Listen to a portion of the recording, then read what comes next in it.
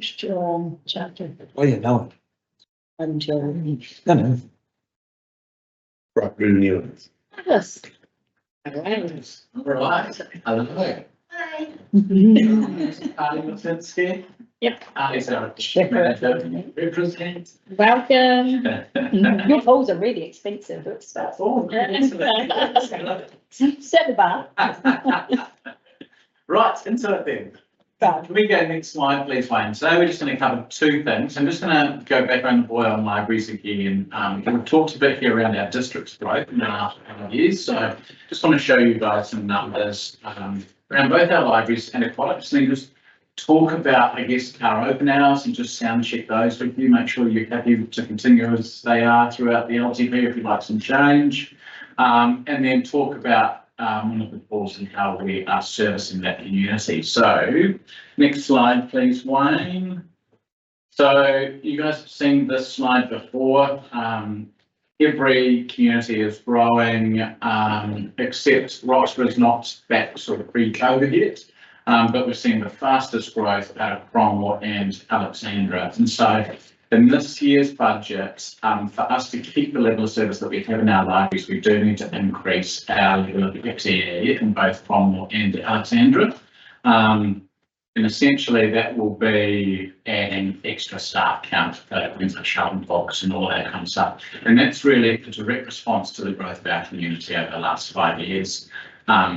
We operate Cromwell, believe it or not, on 2.3 FTE and Alex on 3 FTE. Very, very light given the amount of time it's open. So that will be coming from in the budget, and you would have seen in Paul's budgets there was a little bit of an increase in libraries. I think it's ends up being about a 0.2% increase on the operational budget, and that's really around FTE. So I am proposing that we keep our library hours the same. If we just go to the next slide, thanks, Wayne. We should just go to our library operating hours. So Alex, Cromwell and Roxburgh, 9 to 5, Monday to Friday. Clyde is open a couple of days a week. Ranfurly is open 5 days a week, 1 to 4, and we do one late hours a month there. Miller's Flat, we've just reduced. We're really struggling. It was run 1 day a week, volunteers, 1 day by us as council employees. The volunteers have just essentially resigned from that role, so they don't open that on a Saturday. We just operate that once a week now at Miller's Flat, and then we operate once a week as well. So we find these hours service our community relatively well, and we're sort of not proposing to change it. Just a wee amendment there, Alex, and Cromwell are open on Saturday. Yeah, but just a quick run around the table. Is there any issues? Anybody wanting to increase or decrease, or pretty comfortable with that level of service? Saturdays is whenever, I'm not a Saturday in the library kind of good, so that's my personal, but does that ever come up? Is that ever a yeah, there's been more parents that work full time now and with the kids. Cromwell and Alex more so, there's more of a transient population, so our seasonal workers and stuff, we use the libraries much more on a Saturday than they would during the week. Right. And on a nice day like today, on a Saturday, it would be fairly comfortable, believe it or not, inside ambient. So, yeah, I think Saturdays, hours wise, for half a day is about right for people. Yeah. And it's often when we see people come in from, further out of lying areas coming in, most of the supermarket into the library and stuff. So, yeah, we are. Yeah, I think it's there and thereabouts. Yeah.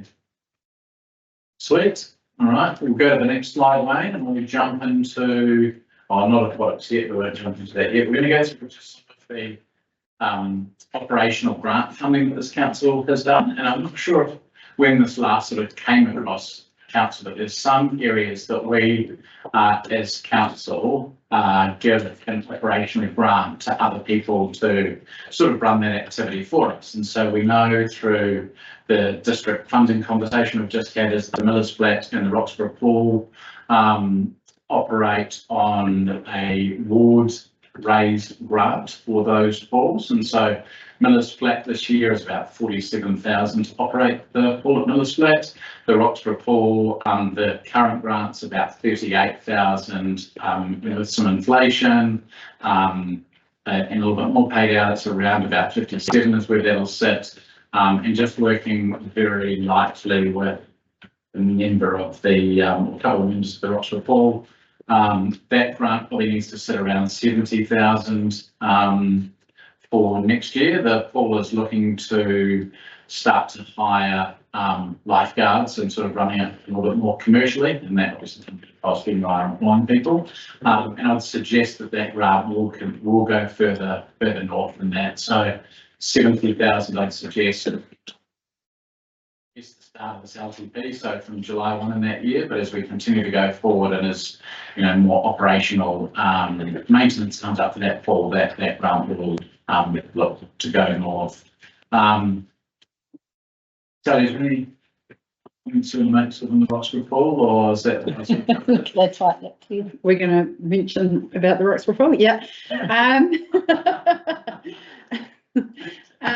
So we've actually really struggled to try and hire lifeguards. We've been advertising since August this year, and we've got to a crunch point, and we've decided that again this year will just be on fob entry only. We have one person that's interested in being a lifeguard, and we need to have two working together. So we've made a decision that we will just have unmanned again this season, which is a shame for our teenagers, because it means that you're going to have to be accompanied by an adult if you're under 18, which is a real shame.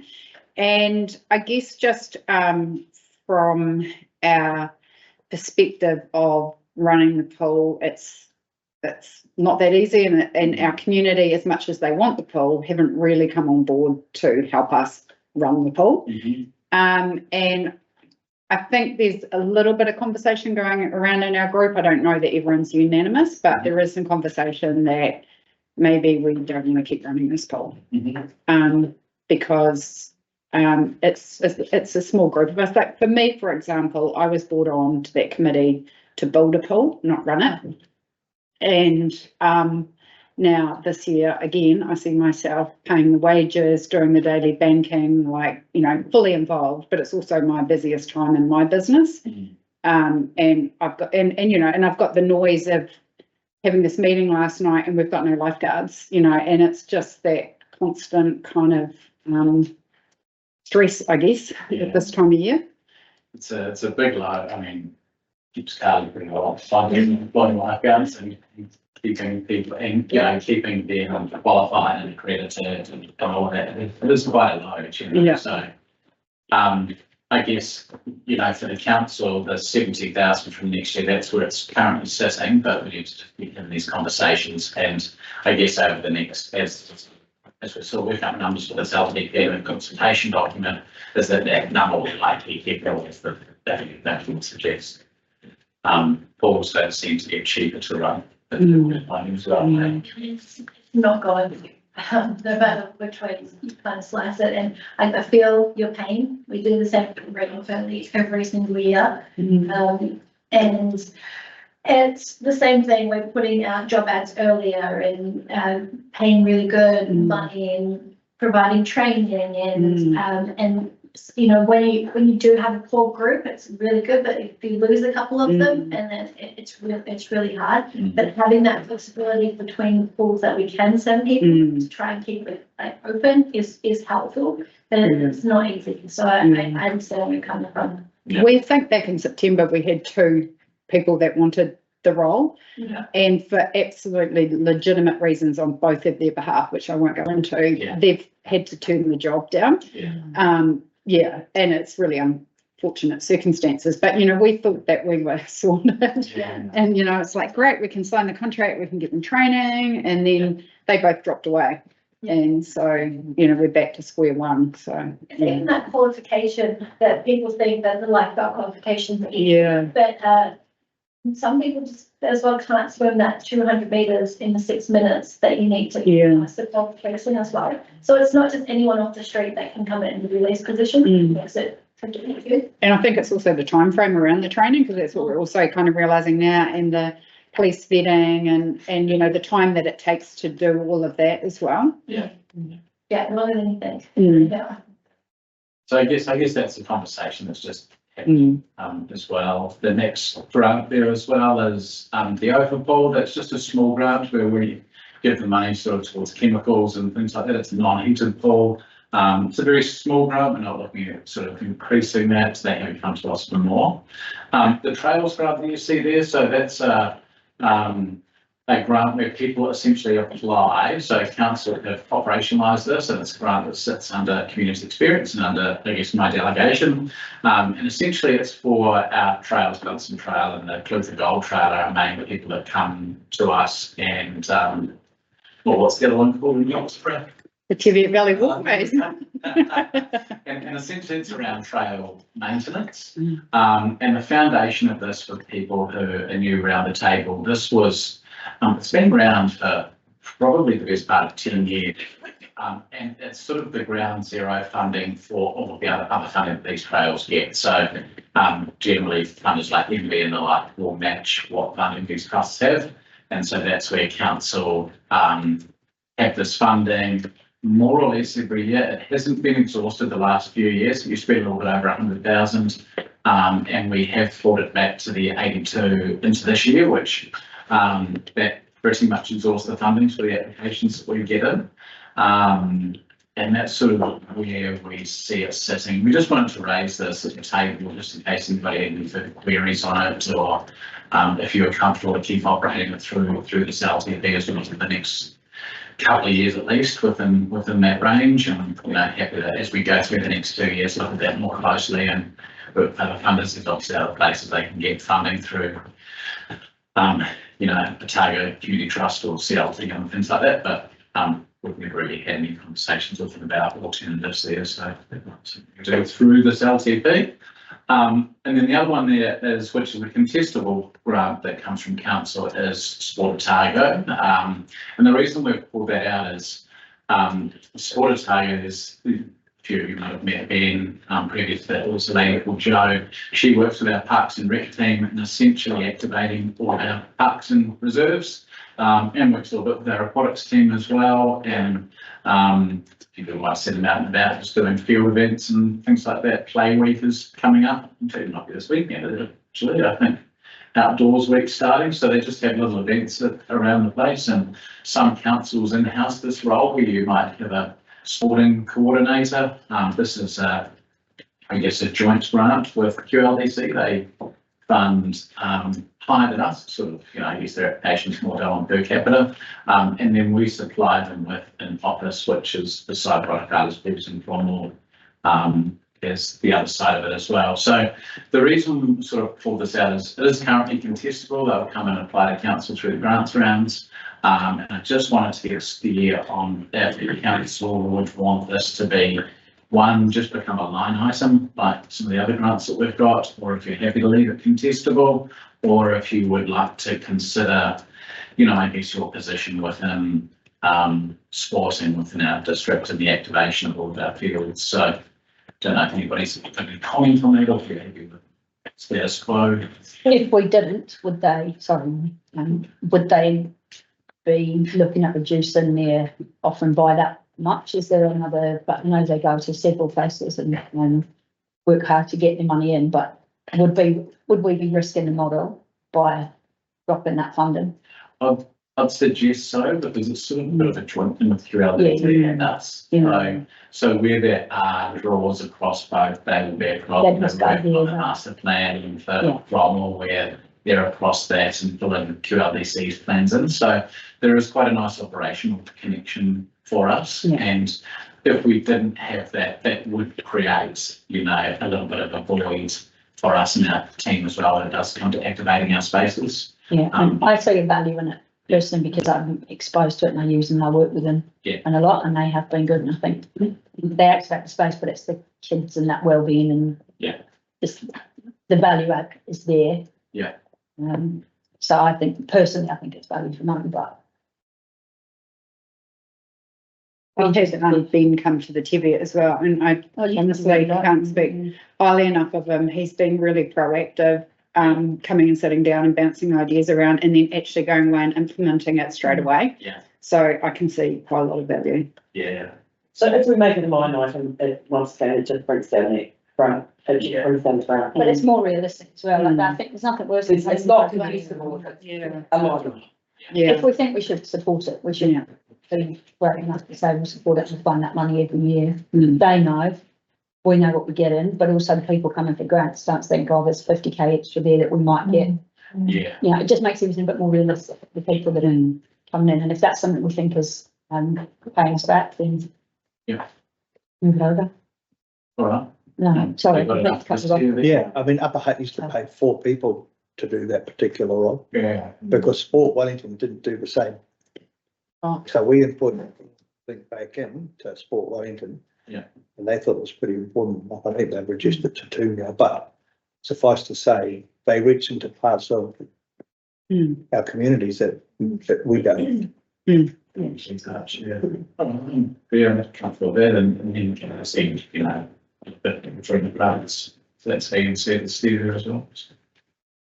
Thank you.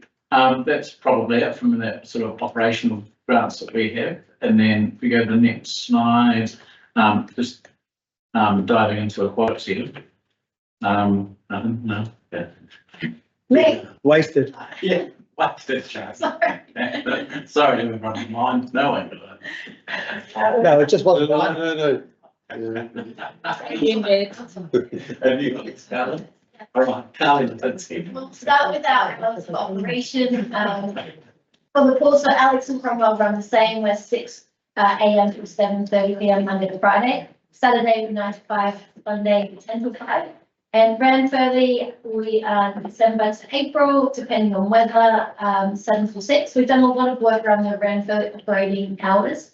And really finding when people, that it was extended and then people were going later on. So we had staff and things open, but we had 1 or 2 people that would come. So we've listened to the community and we've changed the opening hours for Ranfurly. And then Saturday, 9 to 5, Sunday, 10 to 5. Yeah, I don't know. I think this works really well. The 7:30 for Alex and Cromwell, that lets us have all of our other bookings like swim club and things like that, as well as fits in our swim school. So if we close any earlier, we wouldn't be able to fit in all of our programs and things that we do. That's opening, not suggesting we change the other thing. Do you want to talk about the growth in the district, who you say? Yeah, we've had that from COVID. You can just say we're just going up and up. We had that lull 2021, 2022, but since then we're just getting more and more people through the door. We've got wait lists for our swim schools, more people that want it. So it's just that getting more and more people through the door, which is great. Which swimming is such a vital part in teaching our kids about where we live, the water, the lakes. The more people we get in the pool, it's a win for us. So are these growth statistics here, that we're seeing here, are they in line with the growth statistics for the? Libraries, yeah, that's essentially, it is we're a growing district and it's a pretty direct response to everything else, you know, like I think we're working on 12% over the last 5 years. Give or take, you know, no accountancy, but that's roughly 12% in line with what we're seeing in the district. So, and, you know, we're just working our facilities harder. I think one of the challenges we do have, not just yet, Carly and the team have done some really good work on running, I guess, our safety and our lifeguards really efficiently. But, you know, obviously as we grow, we have a rule of 50-1. Yeah, so the ratio is 50-1, but if you've ever tried to lifeguard 50 people for one person, it is very, very hard. So we do over exaggerate our lifeguards for the official ratios, and that's for the safety of the people swimming in the water.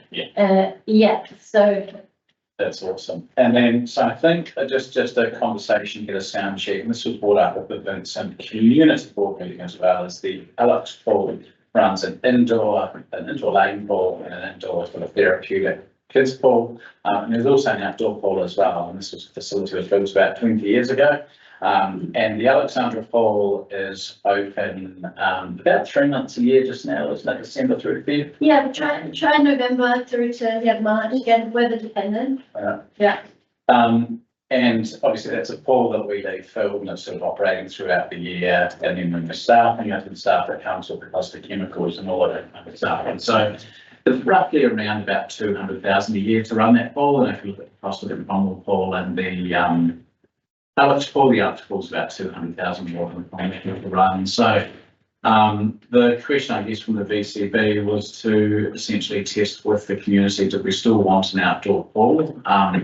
The numbers in there the usage numbers aren't that high, but a few years ago, the council made a decision not to heat the outdoor pool. So if you go there in summer, it's actually cooler than the lake. So that's quite fun. But it's about, like 18 to 20 degrees. Yeah, where you would want it sitting 25, 26, and as a comfortable, nice Spa or spot. nothing. Yeah, so we did find that people have not been using it outdoor as much because it's cold. Mm. So there is that option that on the table, do we close it and not use it? But such a good asset that if we do put the money, the time, the outdoor space, make it fun, barbecues, games, umbrellas, bring people back for the summer for Alex Pool, heating it. I think it's like I'm advocating for the outdoor pool for Alex as well. So, And when you talk about, just on that, and I've done some very informal canvassing while at the pool, people, all that barbecue and the outdoor and that, they go to the lake if they want to have that experience, because there's more space and they can take their kayaks and their dogs and their everything. And then there were also some comments around the layout of the pool, and some mums in particular of quite small children and grannies felt like the shade was in the wrong place, the toddler's pool faced the wrong way. They just don't use it because it actually doesn't line up very well for them. So it'd be, I guess, good to have a steer on those numbers. And it was a real community. They had an outdoor pool and they wanted to retain that outdoor pool when they built the new facility. And I do wonder, and it'll be interesting to see what this table, is that time to test that theory with the community to say, actually, is this something that you do want to continue to invest in?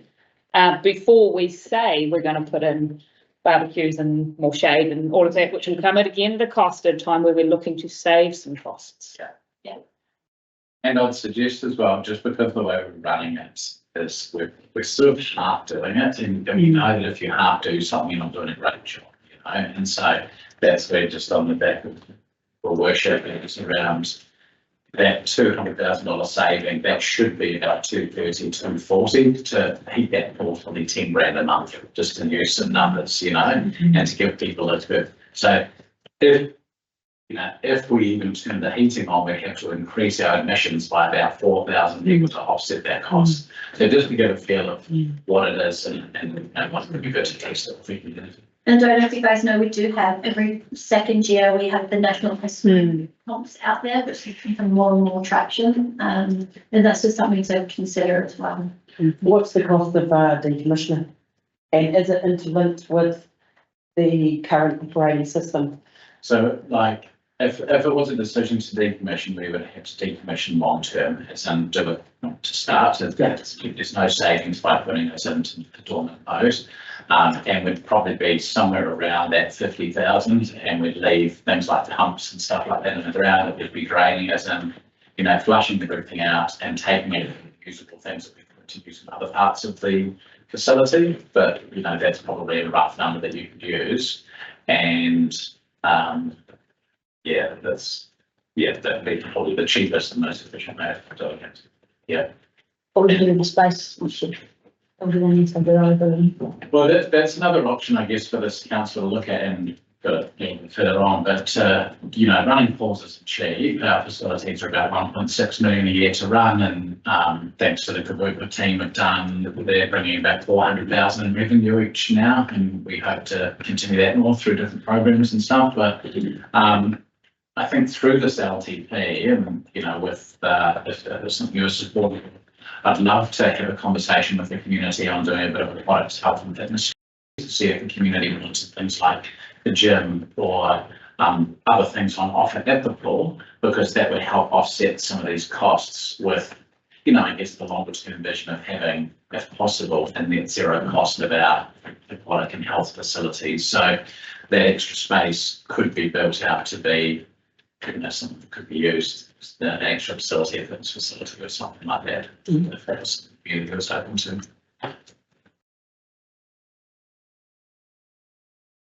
Things that are going into competition as a community. Yeah. Mhm. I mean, there are different ways of operating that, you know, there could be an operation lease to a business, or, you know, there are other ways to operate that as well. Yeah. So David, if we decommissioned the pool, then our savings in year one would be about 150, not 200, because you'd be paying 50 for, Yeah. And I think it also just bearing in mind that energy costs are not going down, you know, so what is now 1.6 million to Ratana's energy costs keep going north. You know, you could assume they might keep going north at 3 to 5% per year, so. Yeah. Yeah.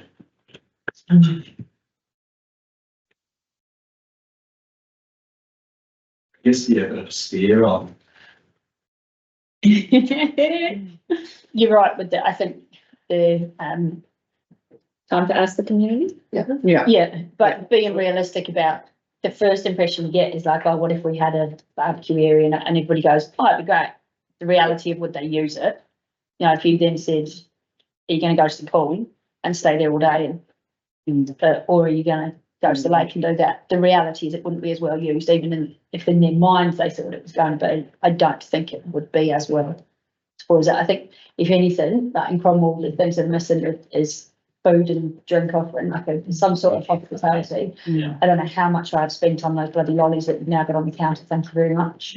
But You just need to say no. I always say no. Sorry, David. I always say no to the ice cream. And you talked about ice swimming and stuff. We also have an outdoor pool down the road that's just won a whole heap of awards. I mean, there are alternatives in our region to keeping one pool open for one event a year. I think probably it's time to ask the community, is this something that you guys really want to have and be able to use, where maybe if you want to have an outdoor swim and a barbecue or a picnic, you'd like that option, or to Ophir, or Miller's Bay. Just a brief amount about the going down the pool, can you just remind me it's not under the council? You want me to, Pool. oh, no, it's not. In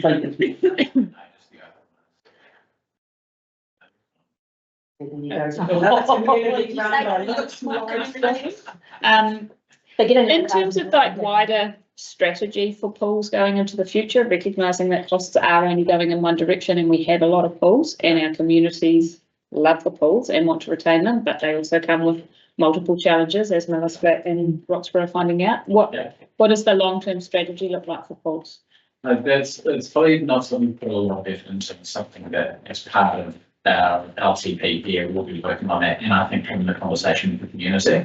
But I think some of the biggest things are going to be energy costs, and we need to be looking at things like solar, which our water team is starting to do, and things like that. Is where can we offset our costs?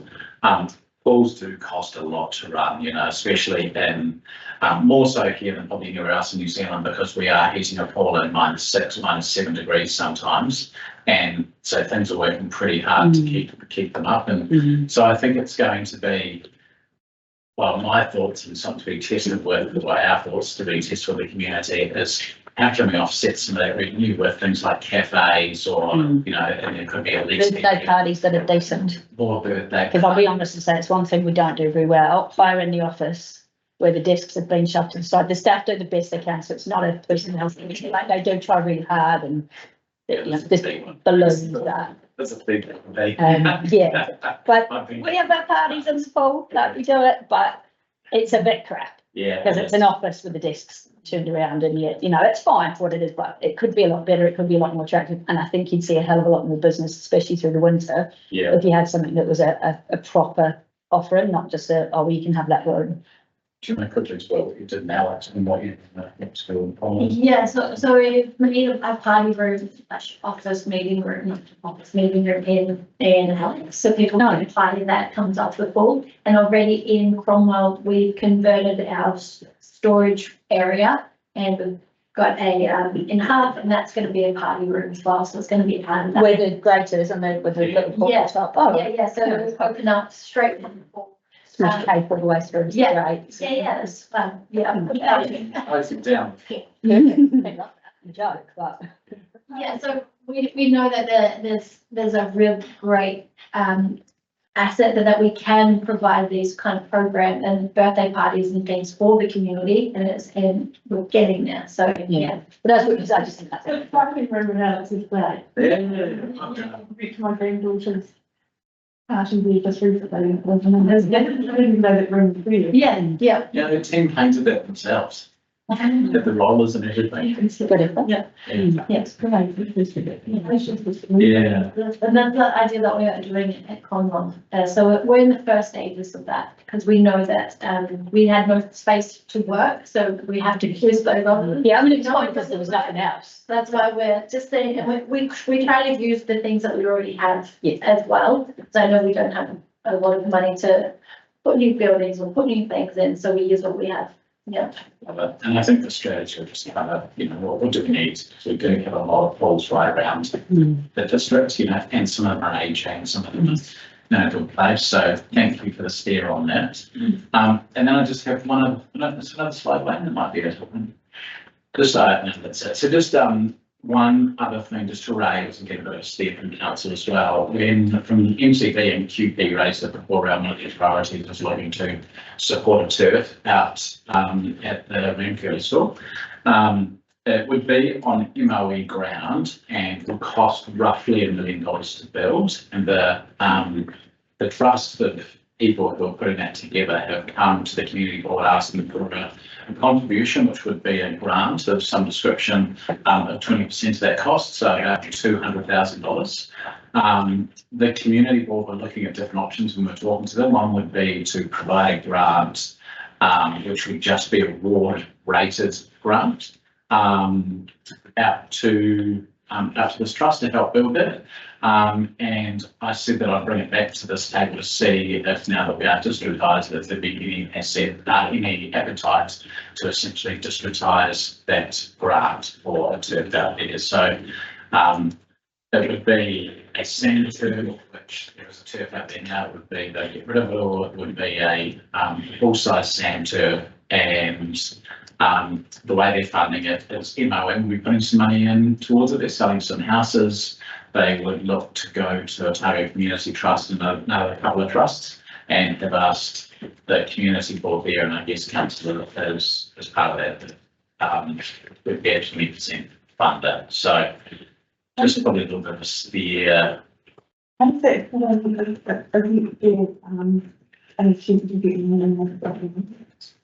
As well, not instead of.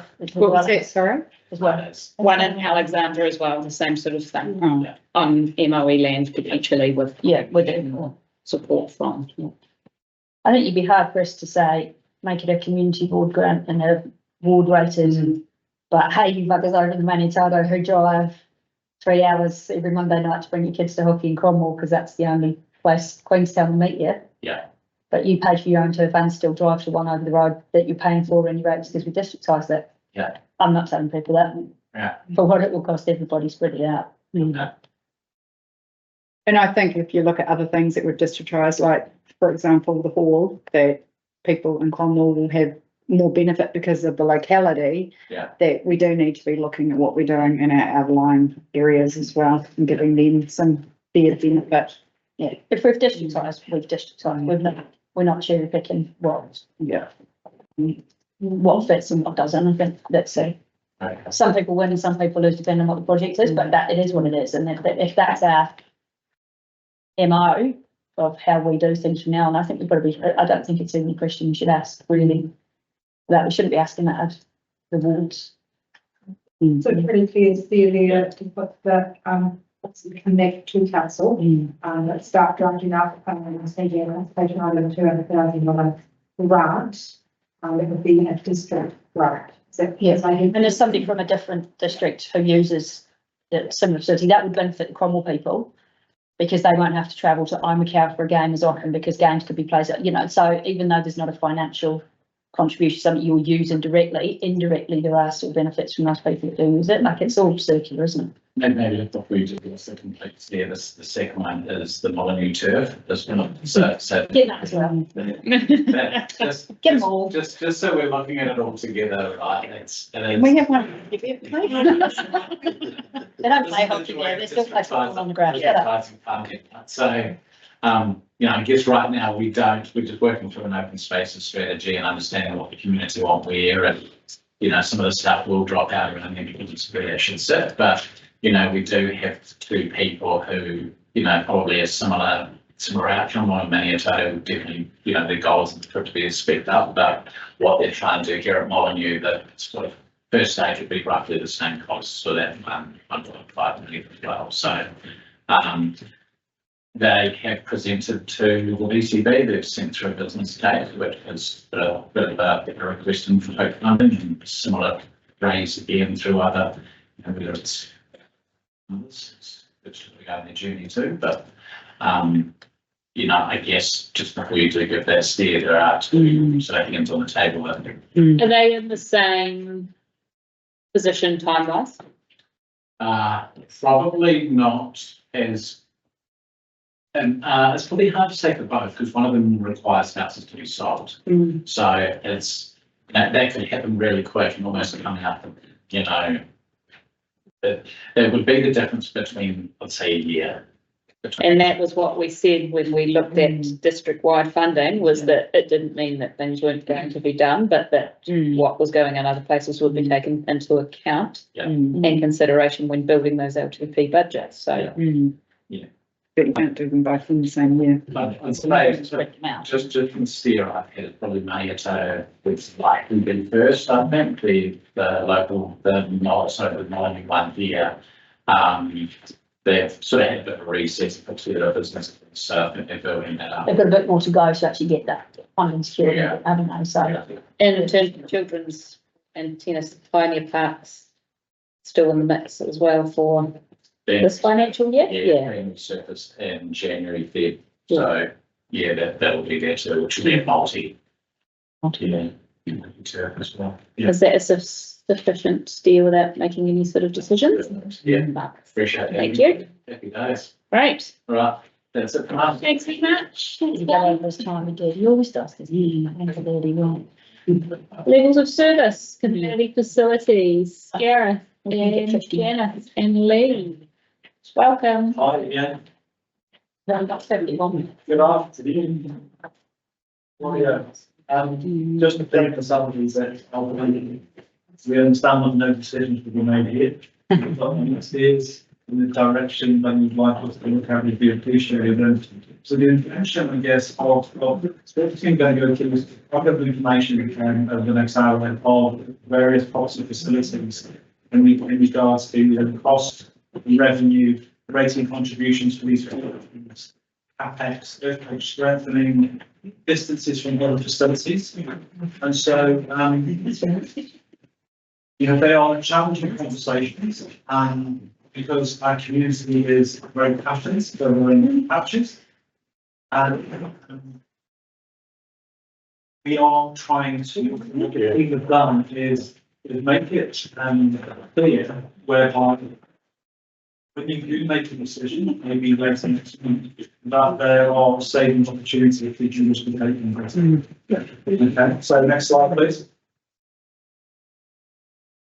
So just by way of a very quick summary, and Jonathan and Gareth will go through this and break this down into far more detail for you into each of the policies, but each of the wards as well.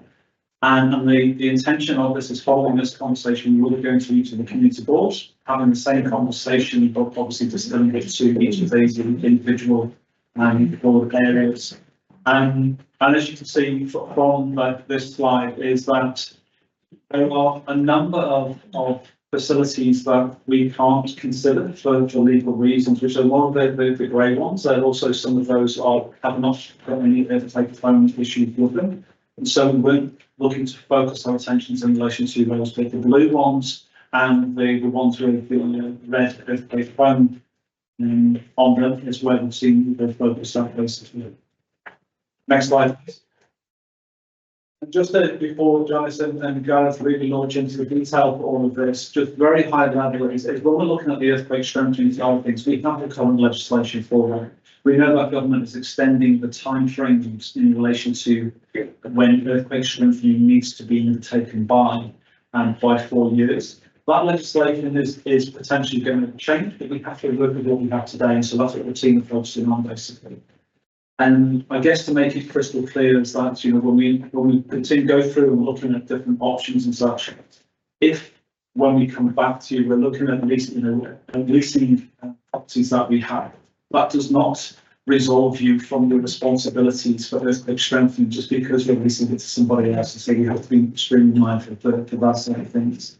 And then the final part is what we think will make reference to as well is divestments, and so selling the properties. And so when the team are going through with you, as I say, they'll look at those higher frequencies, the revenue that's coming in, the rating contributions, the OPEX, and what that looks like over the next 9 years, basically. The CapEx investment, the earthquake strengthening investment is going to be required for the level that the buildings are used. And caveating now again at the start of this conversation is that we understand that these are important buildings to the community. The communities are passionate about these buildings. There's going to be some challenging conversations and decisions for yourself in the very near future. In relation to that legislation, Yes. there has been signalled that there is going to be some changes. Yes. Did they signal exactly when that is coming? So again, when I looked into the plan, we're looking at sort of mid next year is when we can be potentially looking at that. So we know that we've been clear in relation to the 4-year extension at this stage. Yeah. They're looking at a complete overview of that, which is what has happened before. But when we've had a conversation about it, you know, that crystal sort of ball gazing is challenging. So we based it on what we know and have today, with an eye on what's potentially might come, but based on the legislation today.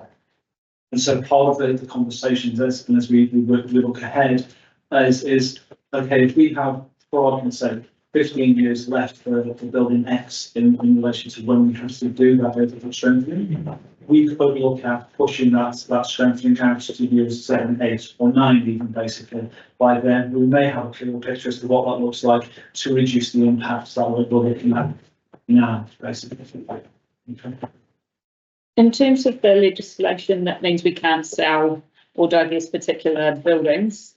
Is that set in stone, or is that just, it wouldn't be an easy process, but if it was something that we really didn't want, you could make steps in that direction? So I'm just about to answer that one. I was going to say, man, a good speech, so don't after my job. The property's complex, right? So some of the buildings that you, if it, for argument's sake, if it was Crown Raft, in the Crown, it's a Crown asset on the building, any improvements that you do, you can't do for the water to get it back unless you run the life cycle of the building. So there are situations where it is complex. It's not saying it can't be achieved, but there might be quite a few hoops that you need to jump through to achieve it. So as everything in life, there's different types of reserves. And if it's on a recreational reserve, as an argument's sake, it becomes quite a difficult situation to try and divest out of everything. I guess in relation to that as well, some of the buildings that are subject to the minority claim settlement side of things, and so whilst you might want to divest, we have to first fight for refusal. I think if it goes back to the Crown, and then the Crown offer it back to Otago, whether they want it or not, and if they don't want it, then it goes onto the open market. So there are those complications there as well. Well, with all the complications, to me, it's we've got these barriers ahead of us. We need to make decisions how we're going to continue them in the way forward. I guess just on that note, there is going to be implications, especially in the rural sector, with halls and bits and pieces, just given that a lot of those halls were built with community funds. And I think of another example in Alexandra here, there's quite a lot of throwing and throwing as to what the value of assets actually is, before it goes back to that. Yeah. So we've been really conscious, and that's why we've actually, when we looked at the top of it, we looked at ongoing cost. Because at the end of the day, if you roll up the budget, and I think we talked about $8 million, and we're just talking about earthquake strengthening at the point in time, you have $8 million to spend on earthquake strengthening. If the answer is yes, then you continue. If the answer is no, and then you just stop looking at the situation. But over and above that, you've got your expenditure that comes where it's rates funded, which we'll go through as well, and ongoing maintenance of the building, because to keep a building open actually costs money. So it's not just capital expenditure, it's the ongoing expenditure that's associated with the building. And I guess just to add to that is that, you know, in as the thing that goes through is there are multiple halls, for argument's sake, in quite close proximity to each other. And, you know, we look back of when these halls were built, you know, life was very different around World War I and II. And you know, where we didn't travel as much to go from one location to another. And they are aging, they're costing more and more. I think it's getting them cheaper. And so now, you know, we travel further. And to your point, you said, you know, from a sporting point of view, we're traveling a lot further to go to different facilities, basically. And so this is what the team have also looked at to say, okay, these are costing more. We have 6 or 7 in relatively close proximity to each other. There are other facilities that are not council owned or the costs coming back to council that are also available for our community as well. And it's our consideration that we need to bring to mind. So that, next slide, please. So we'll start with Vincent. We got 2 facilities which are earmarked on the map in red of 1, 2, and 3. And then the distance between, I think it's in the slide here, it's 7.5 kilometres. This is just to put us into perspective. I can jump to the next. In association with this, there are 95. There are 4. There are 3 additional halls within the facility which are privately owned. So it's, you know, when you're thinking about getting, if you're thinking about divesting some of the buildings, we're not leaving the community without any facilities. There are actually other private owners. Is there like, no? Yeah. And that's the people as well, which is good at all, but that's what you're actually here. You judge me start to the plan. And then this is going out a little bit further, and you can see again in relation to the orange marked figures on the map, where those 4 tools are located. If you have a look at the new Omakau post up, it's literally a stone throw away from the platform. You jump into the next slide, please. So we're looking at these buildings. We haven't just randomly selected buildings. We've basically taken all of our buildings that are in this area, and a couple of these, I like these ones in here, but a couple of buildings that get vested back to us. So effectively they're on our land. The trust or the group that were running the buildings walk away from it. The building that defaults back to us that's on our land. So some of them, as we're going through the presentation, you will see there will be costs associated with it. The ones that are brand new being invested back to us. When I say brand new, they've invested back to us the building whole. There'll be no costs associated with it as of yet. But that's where your spot scrutiny is. Gareth, is that riding for disabled, is that their old one by the golf course or the one they're in now? No, they're all over there. Should we jump to the next slide, please? So when we look at earthquake strengthening now, Molineux Stadium, we haven't put under the buildings for consideration, but effectively we have taken the board into account of what that facility will cost to maintain and upgrade. And considering the fact that it's still got between 25 and 30 years of life left in it as it stands, and with the upgrade, you will extend it life to about 50 years. I think it's a good investment to be looking at retaining that type of facility. The other ones down the line are, there's some big capital expenditure there, like Fulburn Hall, about $350,000 to bring that up to scratch via refresh strengthening. A lot of the later we will go into the details of each hall and how much they've been utilised. Next slide, please. So if you look at the overall, you can see the income. So the orange line is not the rates income, that is just the normal income that's derived from hiring the hall out. The table below on the OFA financials is the rates portion of revenue is the $200,000. Sorry, there's rolled up over a 9-year period. So we're looking at this in bulk. Our expenses over a 9-year period are about $331,000. And the CapEx program for the 9-year period is $182,000. And then with questions from Jordan. You can talk. Yeah. So with the graphs that we're going to show you, blue bars are bookings, so that's obviously people are being using the hall. The orange line is the income. Now we've taken a snapshot to reflect in all of these slides what happened during COVID. We haven't taken the COVID bookings out just already, but you can see the income. And the reason we've done that is we're looking at the trend of the use of the hall. Because it's too easy to take it in one rate and get it in 1 year to try and give you an idea of the trend. So the bookings down on the left-hand side, number of bookings, and then your incomes on the right. I just want to say the bookings aren't percentage based, they're number based. So it doesn't, you could have multiple bookings on a day, as an example, opposed to a percentage. 2-hour bookings versus a 24-hour booking, obviously, returns more income than the 2-hour bookings. But it gives you an idea of that income level coming in. So that's 35 bookings per annum. Per annum. Yeah. But it's actually not a bit. So that's quite a lot for a small community. Yeah.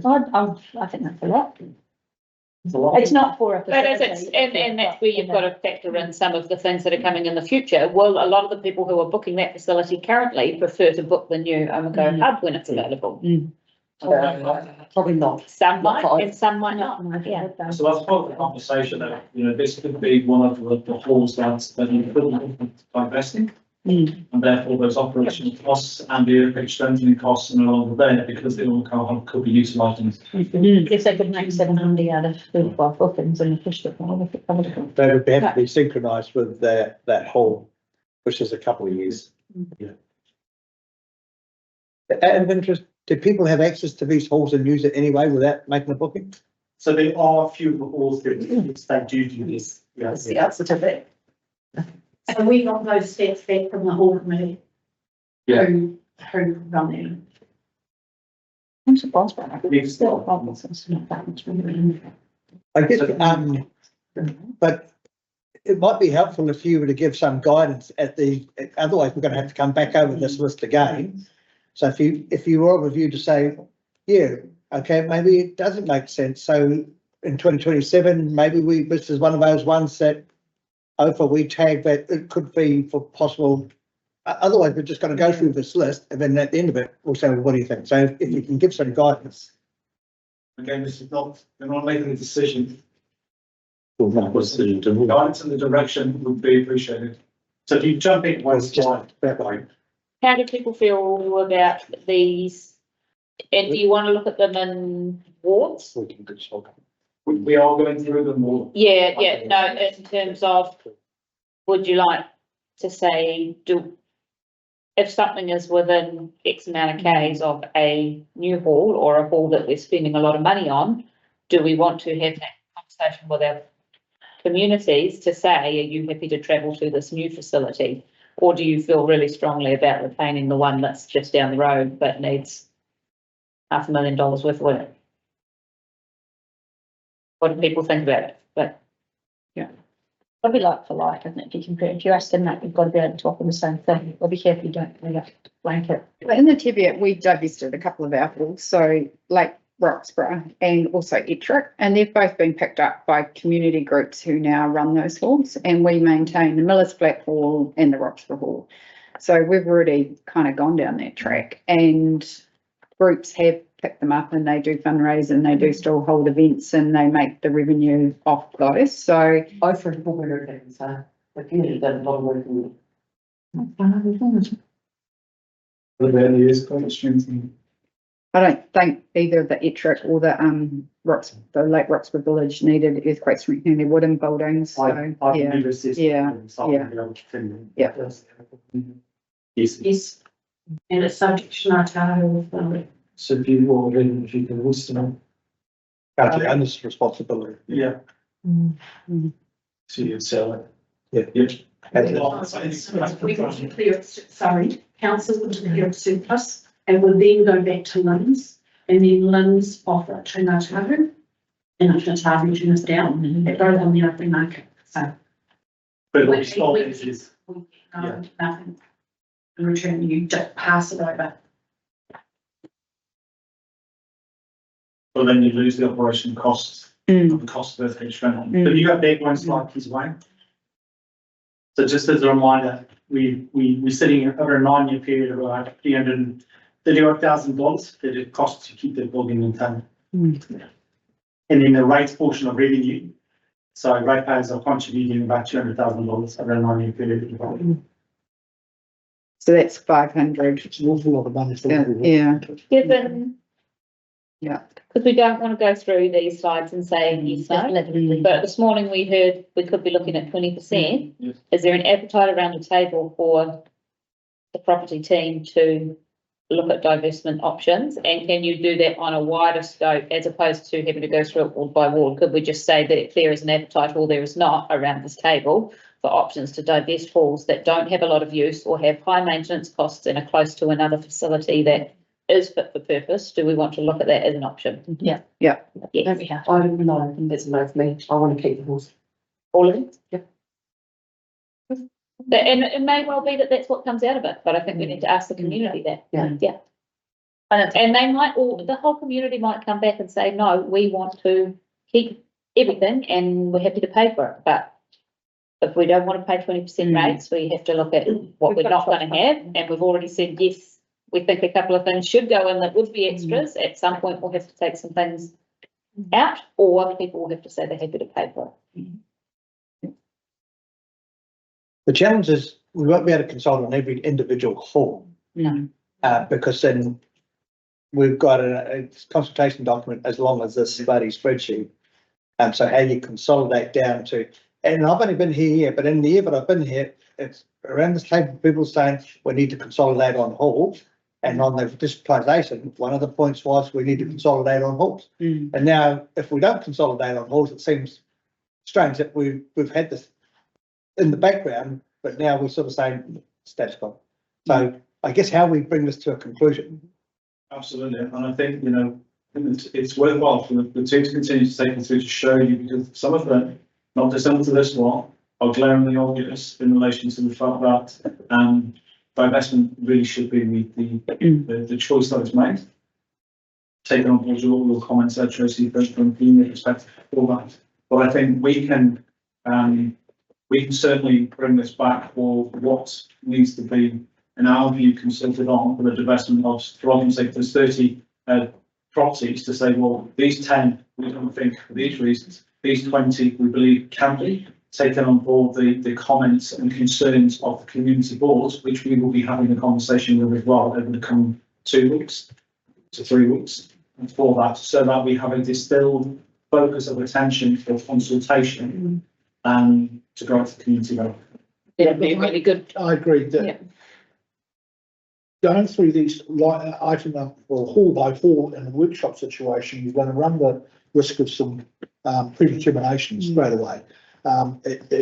If we've given you a steer that the majority of us around this table think we need to get rid of some of our assets, then it's up to you guys to have a look and then come back and present a paper then that Via the community. by board. the individual community boards for a recommendation back to council. And then the views of the various representatives around the table can be debated. It's in the public forum, it's recorded, and any decisions we make then are far more robust. So I don't particularly want to see that information in a workshop situation. I'd rather see that in a report with a recommendation. And we can certainly do that. you're running the risk that, there may be some community boards that, for argument's sake, may say, and not dissimilar to your view, Tracy, say, we want to retain more. Whereas the advice and the recommendations from ourselves might be, well, looking at the figures, here's an opportunity to divest these And from then an economic perspective. And then we go out to our communities through the LTP process and saying, right, as a community, you've told us you want to keep these, this is what it's going to cost you. Yep. And then there's a second level of consultation, isn't it? Because then if an OFA resident sees that their hall's costing them $120 a year or whatever, if the costs are falling that way, then they have an opportunity. They don't have an opportunity though with the Cromwell Hall at a couple $100 a year. So, and some people are going to feel very, very strongly about their little local hall. Exactly, and quite right, they should feel quite aggrieved about the fact that they're paying $200 to Cromwell Hall. Yeah, So how do you justify that? Well, that'll be the debate that we have at the meeting. Yeah. Yeah, and that'll be with the feedback from the community boards and the staff perspective on what makes sense financially.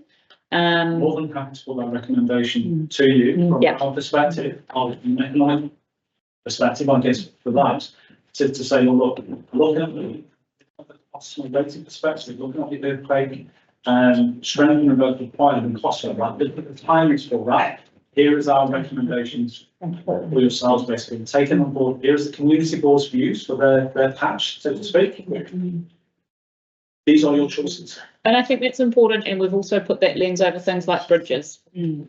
I think we need to put that lens over all of our assets. They legislate though with some of that stuff though. Yeah, but some of those bridges, like the format that QP talks through, where, you know, how close are you to the alternative route? How close are you to a different hall that is earthquake strengthened or is?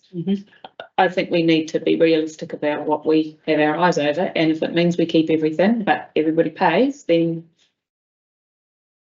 that's part of the process that we said we were going to go down with district-wide funding, and now at the first hurdle, I think we're going to have to say, we look at them all. So based on that, we can draw this to a conclusion. I think so. And then just bring you, this is what our view is in relation, having spoken to the community boards. This is what our recommendation is for divesting, rather than saying anything, just literally. And also, And also, can we push all of the earthquake strengthening, seeing we're going to have this 4 years, can we push out earthquake strengthening? That's part of the conversation that we've been having, based on the current legislation, is to say, okay, we've got it in year 3 through our consent. We believe that we can push this out to year 9. Yeah. Or not, if the case may be. Some of them maybe no, absolutely, we have to do it in year 2 or year 3. I've just done timeline, so we'll have to hit the next community boards, but we'll need a paper to come back 18 December, because we'll need this decision to meet the audit timelines in the new year. And just to note, the way the NCB meeting falls, Wayne would have already generated the agenda. So it might well be that this paper comes out as a late paper, because you will receive the council agenda on the Thursday and it's the same day as the NCB meeting. So I think we can probably do that to fit it in. Yeah. It's important. Yeah, that's important. Technically, community boards, because it's in the 1st of July, 2025, will be recommending to council, whereas previously, community boards would be approving the council would be ratified. Just getting an hour back. We have some work to do. Nice. But they have the slide deck, we'll put the slide deck, because it is informative. Yeah, it'd be really good to see that. So this has been circulated with. Yeah. I've said that. And then that gives us the opportunity to start the conversations with the communities and amongst the community boards. And obviously what flows from this too is the part of the conversation we had this morning around Ranfurly railway station, that sort of stuff. Yes, We'll bring that back into. That will be included in, and I did as well, the human capital. And the conversation that we tentatively had with Vincent Community Board. Yeah. And that will be solidifying that when we go back to the community. And And that money will be in there as well, won't it? The end of it? I guess the Omaka Hub would have sat nicely if there were offsets. You know, you just can't do everything, but if you do everything, then it makes it. Can I just get some clarification? with the railway station in Ranfurly, we've received a report now, which gives us condition of the building. Is that what you want us to come back with? Is what is the status of play of that building and what the remediation would look like? I think going forward, what we'll need for that one, just to use that as an example, would be the consolidation of the Ranfurly footprint on the railway station. What does it mean? And that, because we'll then have to factor in the cost of that into the LTP, because there's some upgrade works that are required. And what's the divesting option if council were to choose that of the civic facility? Thank you very much. Thank you all. Because Did you see that? You went 10 minutes over. They're hard. Yeah. Welcome back, More Paul. efficient, I think. I'm here all week. Might not be after this if you don't give us some better news. Oh. We're all out in Yeah, who's the only person's allowed to fit stuff like that? We'll put the thumb screws on them. It's all right. That's right. Come October, we might all be going. Okay. I'm gonna talk a little, I've got 3 sessions, I think, one after the other, so. Oh, bloody hell. You know, I'm gonna get really excited and really bored with me, one of the two. So I'm gonna start off with rates remissions, which is part of our rating policy, so the next slide, please, Mike. There's a couple of considerations that have come up.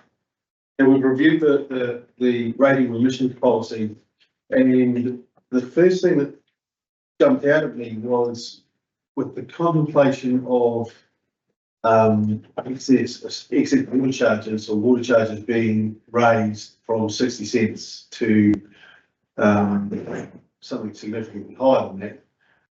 We currently have a water billing excess charge, a water billing excess remission that sits at 50% of our water, the excess. So if someone comes in and they've got a leak and they get a bill for $2,000 and their normal bill's only $100, you know, that's obviously a leak. They get it fixed, we remit half of that $2,000 effectively, right? If you picture a volumetric charge quadrupling, that means that any excess charge that we're going to have come through could be 4 times the size it is now. And we're still going to remit only 50% of it for something potentially that's nobody's fault because they didn't realise they had a leak. And quite a few of them, that obviously will come across my desk, it isn't until they get an excessive bill that even know there's something wrong, and that's when they go to look at it. So some of it's obvious they can see the water coming out, but many of them it's just like shivers. What's this crazy bill about? Yeah, and we've had a couple. I've had a couple in the last 2 or 3 weeks that have been in excess of. One was $3,800, and the other one was $2,500. And we only remit 50% of that. So someone's up for a bill of $1,900, and this other person will be up for a bill of about $1,200. Given that, you know, if we move on excess water, well, sorry, not excess, if we move on water billing to the levels that we're talking about, potentially that's going to be, you know, 1,900 will go to 8,000 if it's 4 times. 1,200 will go to $4,000 or $5,000. So I'm putting it to council for a conversation, and then maybe later on in the pieces to is 50% remission too high? Too high, too low? Too low.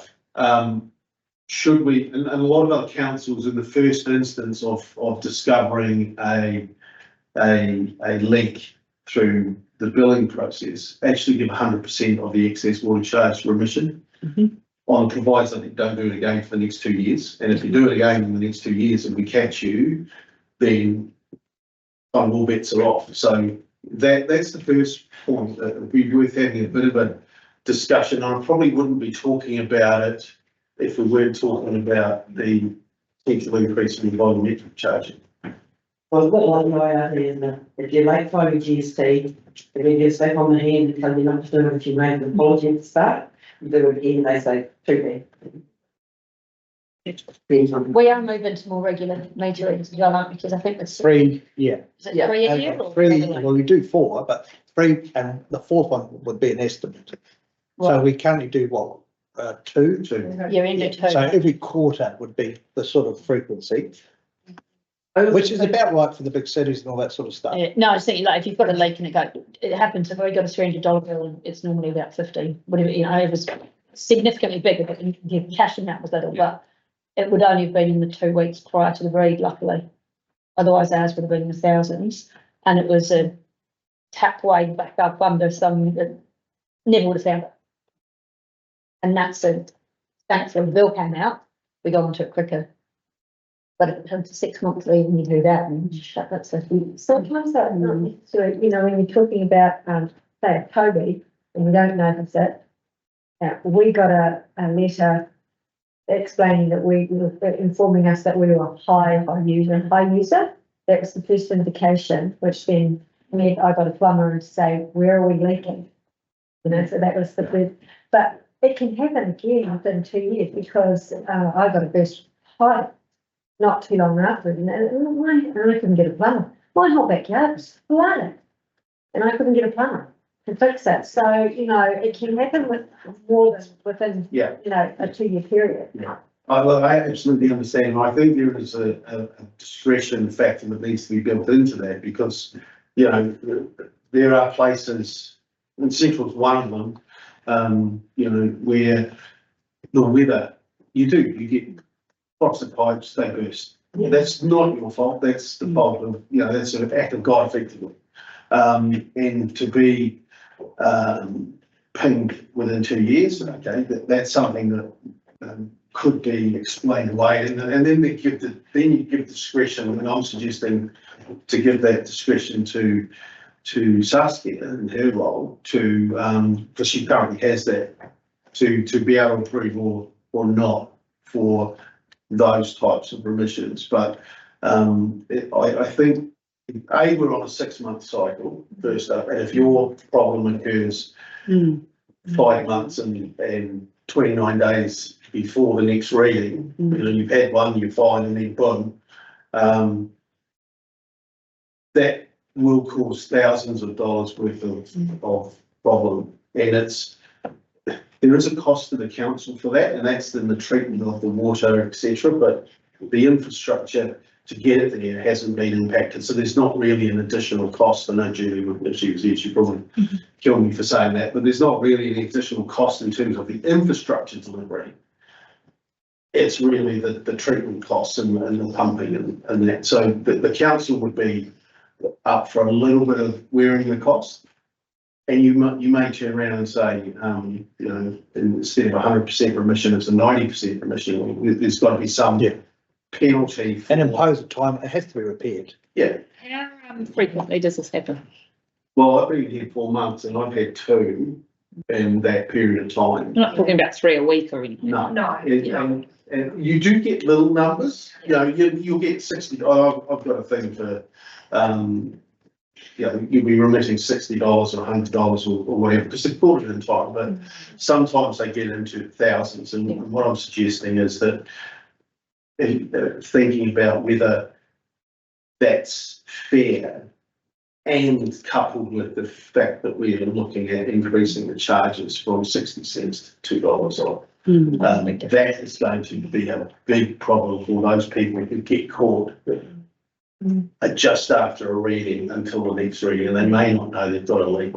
Provided we know that those people, and you've got the information anyway, that those people have just watered their garden for 3 months on end, and then they say, oh, no, I've had a leak. Is there a provision in the policy or, you know, an expectation that to have it remitted, people provide a invoice or proof that they've had it remitted? We can do that, and if it got to a hardship position that you weren't applying to, or what I'd then suggest is that people could apply for full remission, but they have to provide their financial circumstances, why they can't afford it, when and how much they paid their plumber to to fix the leak.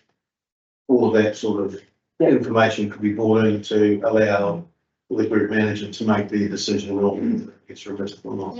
I think if we're going to increase the costs for volumetric charges by 3 or 4 times, then actually, at least for the first part, there probably is a case for it not to be tagged to people's individual financial circumstances, but an expectation that it has been repaired, and then you're capturing those, as Tracy says, they've been watering their garden and then say, oh, no, we had a leak. I mean, I think there's some ways around that without making it overly burdensome. Most of them do include a thing from the plumber that has fixed it. Yeah. Like, many of them attach it, or they say the balance was pulled out. There's not too many, that there's been none that I've looked at and gone, oh, this looks a wee bit dodge. That they generally provide quite a good description. They often, not that we pay that invoice, obviously, for the plumber to fix it, but they provide evidence of that. And we do have a precedent to a certain extent as far as wastewater is concerned. Because if you have a blockage in your sewer system and you can prove that it was a blockage in a council pipe, it's 100% rescinded. So if you're going to apply that same thinking to treated water, disposal of waste, then I don't think we're quite relaxed about it. The other thing I was going to mention was when I went to the conference in Wellington, I sat in on the Internet of Things, and there's a lot of technology out there now. If down the track we updated our meters, some councils, I think this was in Australia, they actually, through the electronic meters, they can see where the leaks are, and they actually ring the property and tell them and say, oh, look, property data, did you realise that you've got a leak at your property? And so they're actually being really proactive, and they're able to pick up where the leaks are because of the technology. And so we could adopt in the interim give 100% back, and then know that down the track we're going to have better technology that could actually help us potentially deal with this better. Just on that though, just if you've got an absentee owner who's got a little house in Ophir or Clyde or wherever, and they haven't been there for 3 months and they've had a burst pipe, is that really council's responsibility? No, it says. And, it's like one I do. No, but the water that they've been using is. But that's their, we shouldn't really remember that, because it's like. Exactly, so how do you know that? I've been dealing with some came my way who had property in Cromwell, or renting it. Then complained when he got the bill and it wasn't bought. Well, that's not my concern. They should be inspecting regularly. Yeah. To pick that up. Why should the ratepayer cover that? Exactly, I agree. And so that's why we have that process where they have to be able to justify it, and the answer could be none. Yeah. Just because we have a remissions policy doesn't mean they're entitled to that remission. It's got to be due diligence as well. The way it would work is they would still apply, they effectively, they get the bill, they look at it and say, look, that's very high. I must have had a leak. They'll get the plumber in, fix it, if they have got one, they'll fix it. Then they'll come back to us and say, I've had a leak, and then it becomes Starsky's desk and she will say, yep, I approve that, or that. No, that's not approved, and this is the reasons it's not approved, and off it goes. But would it be, some people would be claiming insurance? Potentially? Well, they'd have to show that they are regularly inspected, if it was a rentable property, so there's at least they have to jump through for their own insurance. Yeah, I just wonder if there's anyone figuring out level differently. I think your insurance would only cover any damage done. It wouldn't cover any costs incurred from the use of the water. It'd only be if the leak was Material damage, I think. Yeah. Okay. So I'm getting from the meeting, we can run ahead with the draft that will have 100%, we'll have some. And that 100% might be tied to whatever levels you set the volumetric charging at. It might be up to 100%. Yeah, we can do that. Great. Show that we've got a heart, people. Sure, yeah.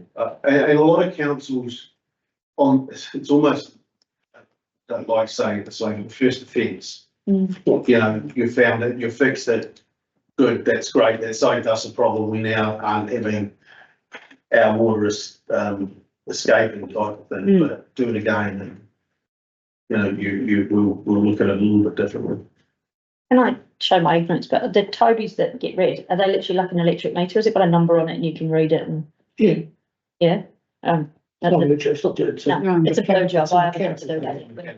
It's only been blue I was job for a in year. council a few years ago, turned their water off at the end of the year, Oh, God. because our bills were phenomenal. Yeah. Turned every single thing on, and it's still going. Means you've got leak. Someone has tapped in to their own council. Or they've got a leak, There's definitely no leaks. what about an underground leak? We had plumbers and there was no leaks that they could see. They also looked for extension I- leads running to we- the That's house. exactly- They're the hose pipe. It's exactly what the situation was. Oh, wow. Extensions. No. The next slide, please. Is it, you could check for yourself, that's the only reason. This is another one that has come up. It's come up only once, but having a look at our boundaries between our council and other councils. And I don't know how it happens, because I would have expected when the district boundary lines were drawn, they would have drawn them around title, around titles.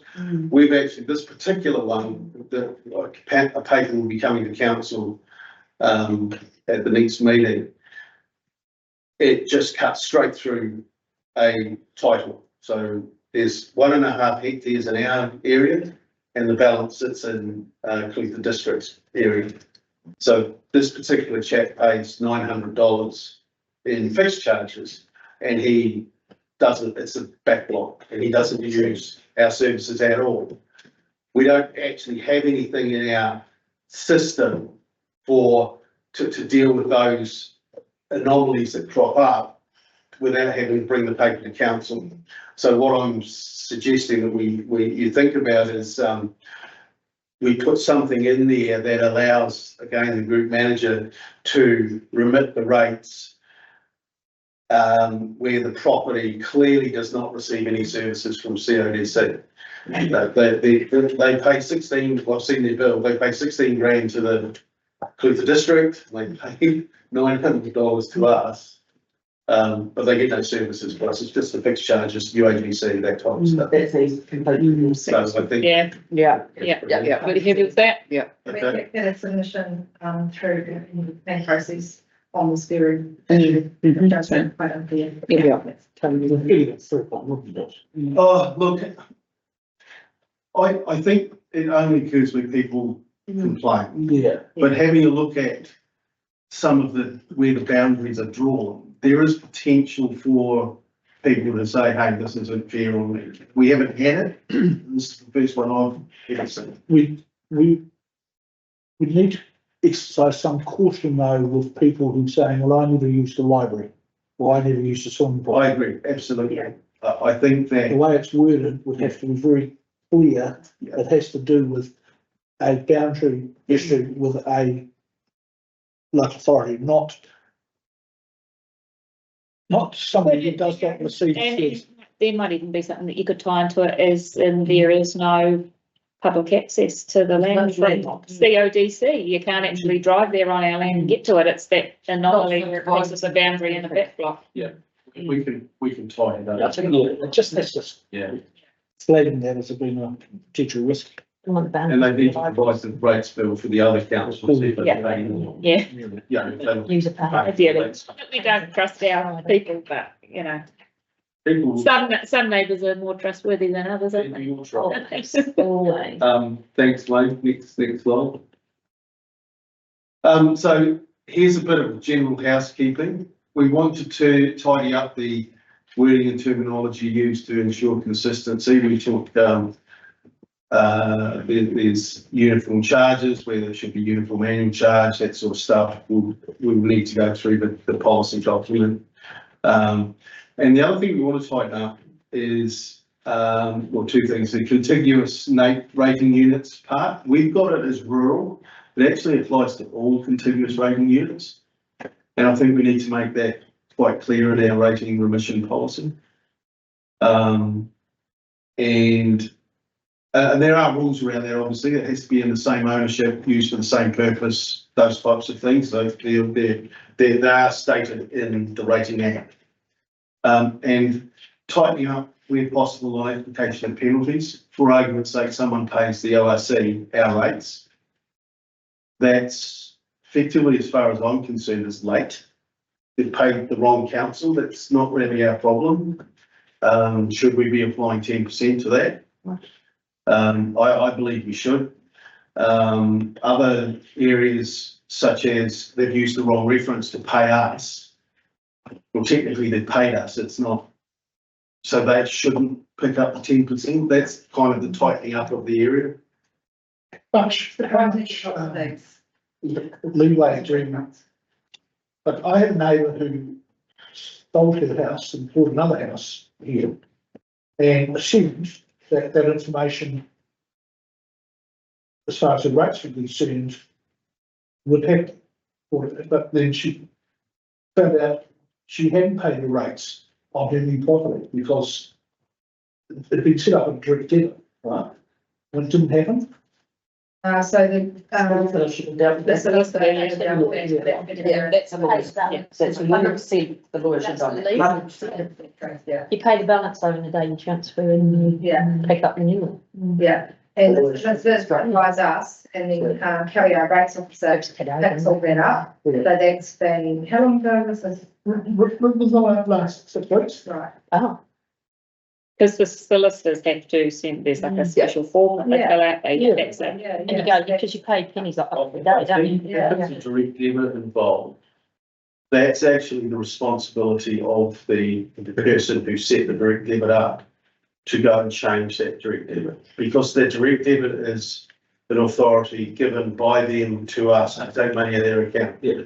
So we are only allowed to take money out of their account for that specific purpose. So if it were related to the old property, it really sits with the homeowner of the new, with the new property to go and change that direct debit from one to the The other. old one expires, it's not valid if you don't own the property that the rate. The banks won't know that, they'll just be, we'll just. But is that not the lawyer, is that not part of that as She well? must have resolved it. She would have been prosecuted, hadn't You got to be. So go down and talk to the front desk. Yeah. I assume that. In terms of applying penalties, we're not as stringent as some councils will be. I think that there are, I guess penalties are not an income stream. They should never be classified as an income stream. What they are actually is, something that it's to not make, it's just to make people think about. If you don't pay it on time, you've got 10%. That's right. It's not like the power companies used to offer 10% discounts and you do pay it on time. Yeah. We don't do that. Because we will get 95% or 97% of all of our ratepayers paying on time. Yeah. And they, you know, the people who pay late, I mean, this is enshrined in legislation anyway, Yeah. so that's the law. We have the ability to levy 10%. I guess what we're saying here is there are certain places that we don't necessarily apply those penalties. One of them is if they pay the wrong council, and we do get, I mean, you'd be surprised how many people pay us for the ORC. And we have to refund them their money. You'd also be surprised how many people don't put the right reference on, you know, they've paid us for their dog registration, and then the rates bill comes out and they've either saved it to their internet banking, or they say, oh, that'll be fine, that's the reference number, and they'll just pay the rates, but it's actually gone into dog registration, and it doesn't necessarily show up for a day or two that, you know, that hasn't been credited against the rate. So it's more of an education tool sometimes that might want to apply 10% to it, but it just needs tidying up and how those penalties are applied. Next one. Oh, I did it again. I'm sorry about that. This is a list of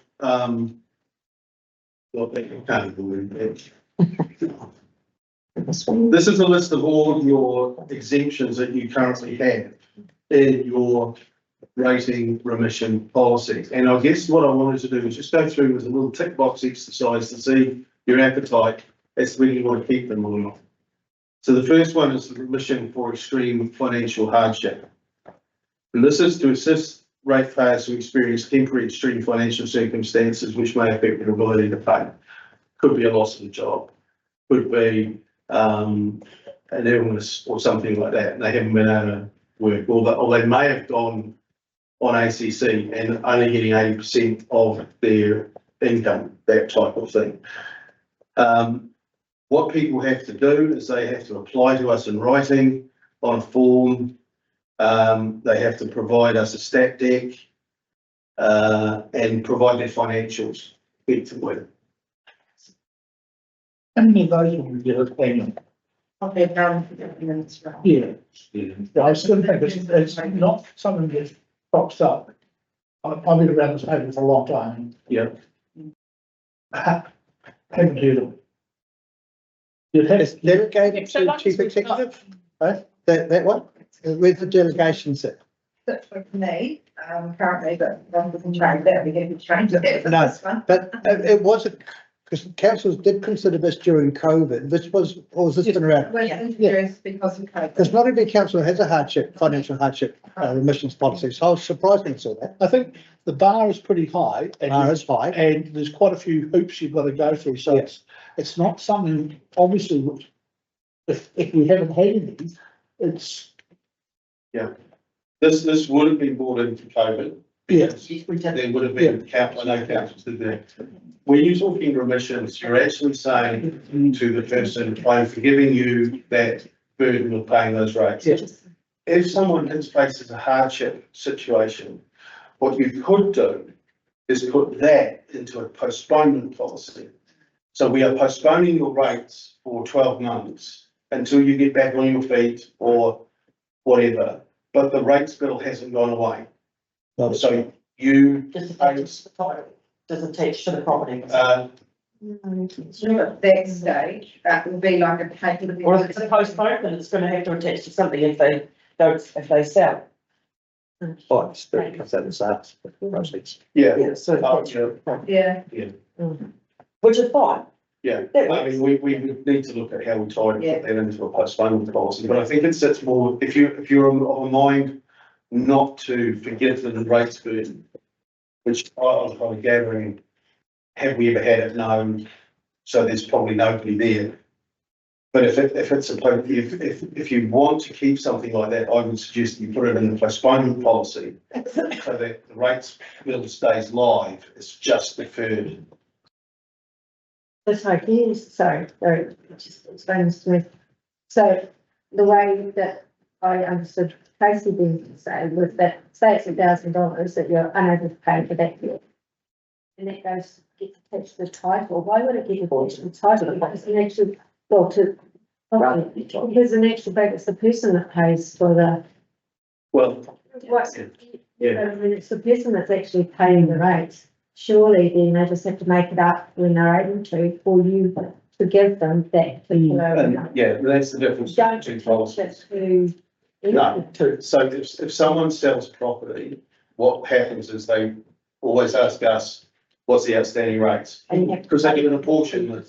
Yeah. So if we'd say that there's been a postponement, because it will sit on our system, we say someone's gonna pay it, be it the new owner through a reduced price and paying us, or, you know, it's got to be settled up before the property will sell. Yeah, okay. So we could run, if you felt that it needed to stay in some way, I'd suggest that you put it in a postponement policy rather than a remission policy. Because you're not paying. Remissions, remissions, you're saying you don't have to pay it. In the way it's written at the moment, not only would there be a bit of cost for them to even put in an application, it's 50% remission, but it exclude wastewater. Yeah, and water and recreation. So that, as we know, they can try to quite in the urban area, quite a portion of your rates. So It's a lot of work for not much. Yeah, if you're dire straits, we're not actually going to, you're still going to be having to pay some. So what Paul's suggesting actually makes sense. If someone's, I know, got really sick, got offered ACC, that lost their job, and this is just particularly a hard financial year for them, but things will come right. I don't think the way our policy is actually worded will actually help those people that much. Would there be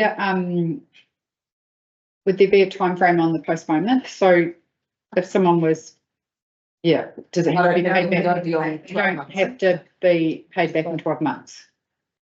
That's a really good question. Because Some councils, actually aren't worried about how long the postponement is, because if for argument's sake, you have an application from an elderly person who can't pay the rates on their place, but you don't want to be the person to take their house type of thing. You can postpone their rates because it still stays live. So when they actually sell their property, the estate sells it. All the postponed rates come to fruition. Sorry. Plus interest, because essentially the rest of the community is debt funding debt funding that portion of their rates. And if they do that every year for 5 years. Yeah, that would be something we could talk about in terms of how you don't work that. We don't have postponement policy. So that would be really. I think it's a good idea, don't get me wrong. I think it's a really good idea, but there just have to be some rules around it. Look, in terms of the postponement policy, we have none, so we'd be starting from scratch. So you can basically put whatever you want in there. And that would be fair too, Tracy, if we added a bit of interest, because then it's still going to help that person out. And then it's going to help them out over maybe those 4 or 5 years until they sell their property, and then we'll get the money back plus the interest. So then it's fair. Yeah. You might find that is a policy that a few rural people will be interested too. Because, Well, we thought that last time when we put it in and nobody's used it. no, but that's not postponement policy. It's not someone saying they won't pay their rates, just that they're postponing their X amount while their property's on the market, perhaps. Essentially using council as a bank. But just when people come to us and say, look, I'm having trouble, and we work them through the various options like direct debits and so on, we don't have that postponement option. They have to pay within that financial year of their accruing it type thing. So we do have, we try hardest not to keep the vacant sale. We do have to see a couple in the district now, right? So what we do try our hardest is to get the payment plan. So we can bring that back to you, Peter, but I'm sure there's probably a couple there that are repaying previous years. We do have some rates outstanding there. But most people will pay their rates within the year. I think it was 3.2% of rates outstanding for the last financial year. So 97% of our community have paid last year's rates within the right time frame. It's a very small. And we can tighten the postponement policy up quite, make it pretty watertight so that it's not actually used as a tool by the general public to try and get out of payment for a long time. And whether or not, for argument's sake, you want to leave that delegation with Saskia, or whether you want to have for postponements, they come back to council. Because something you can make a decision on that when the time comes. The next one is the permission for anomalous rates and or inequitable rates increases. And the objective was to allow council to mitigate any unforeseen effects of changes in funding policies, changing arising from general revaluation, changes in legislation, or changes arising from unforeseen and unusual circumstances. Reading those words, the one that jumps out at me first up as an issue is you're actually taking the hit potentially for a valuation change. So QB can come along and revalue everything, and if the rates go up quite significantly, there's potential there that people can come and apply under this to get a rates rebate or remission. And to my way of thinking, If someone has got an increased value, their property's worth more, they can sell it for more, they don't take any less for it, but they're expecting to pay less rates for that. My recommendation would be, to remove that. But open to discussion. It's just, Is this looking familiar to anyone else? That's the decision. Yeah, but, we'll come back with a recommendation. I haven't seen this one in many other councils. Now, this one strikes me as odd because, you could argue the case that Free Waters reform, or local water, don't know, whatever you like it, is going to impose an unfair burden on ratepayers. So we want to impose this, and I'm going to write to council and get my rates. and following on from that argument, you're actually quite right. If you looked at, we said an 18% average, right? Last year, and some people got 30% because of the increase in the waters, etc. There could be a case where they could come back and say, well, I want you to apply this because the changes are inequitable to me. You said 18, it's now 30. And I think that's, I have never seen that before. No, I haven't either. And I wonder. So we'll bring that when we consolidate, but that will be one of the ones that we will recommend to council that we should cancel or whatever the word is. The next one is a little housekeeping one, emission of rates on rural land with a capital value of less than 1,000. Well, there wouldn't be any. We've got one too. Okay. Yeah, the section's here and the little square is here, and they've done some subdivisional selling. That's still got its own kind of title. It's less than $1,000. It's not contiguous, so we can't bundle it in. Hence why we've got And that. it's just the amount of time and energy. Starts doing, it's just not worth the return. But yeah, exactly, yeah. The next one's interesting. Which one's that? The historic. Yeah. Remission of rates on land protected for natural, historical, cultural conservation purposes. Because does that include things like QE2 trusts? Is that all protected? It's all fenced off within? That's not been the case done, though, is it? Cases that I can recall where rates remission has been sought, there's a process. It's not, and done it for a finite term. Like, you know, for 12 months, 1 year, you know. Or if someone's paying for their part of their rates, and I'm thinking, I'm just thinking about a few people I know who have got QE2 trusts on their property. Yeah. It's beefed up benefit of New Zealand, but they're paying rates on it because they're not using it as grazing land anymore. Do we know if we've got people with a property? I don't know that, but the rest of the wording says the ratepayers who own rating units to have some feature of cultural, natural or historical heritage that is voluntarily protected may qualify for remission. So may. Of rates. So that could be like a heritage listed building as well, is that, yeah, because I have heard of that. Yeah, in the past, there's been an application process, I recall, nothing recently, but I do recall people who have been doing, the farm out Freedoms on your left. Yeah. Oh, yeah. Yeah, they came to us, they came to the BC Beds a few years ago and sought rates relief because they were restoring it, and I think we gave them, from memory, might have been a year's. And it wasn't 100%, it was like 50%. So that's the next one on the list, the heritage buildings one, which I have seen a few of those in my time, come from studies. I think the one that falls in chat now really is if you have land as you're describing, price, land that is, I know people use it to walk through or some kind of cultural significance. Not necessarily for building, so right, yeah. Yeah. But I don't recall seeing any of those come through. As long as it's a may, then Yeah. we may not. Yeah. You know, it gives us the option to assess that on its merits. And then you've got the next one is the English buildings, which is probably appropriate. I mean. Well, we sort of try and encourage people to restore, that's an incentive. The cost involved to area is minimal. My question probably on that one, so again, it's a 50% remission for 2 years. And again, like the previous ones, water, wastewater, and, our rubbish.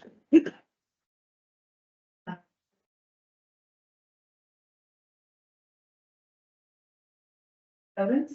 With regard to, and I'm just thinking, I could be completely wrong here, about a particular building in Cromwell that is of heritage, is it old church?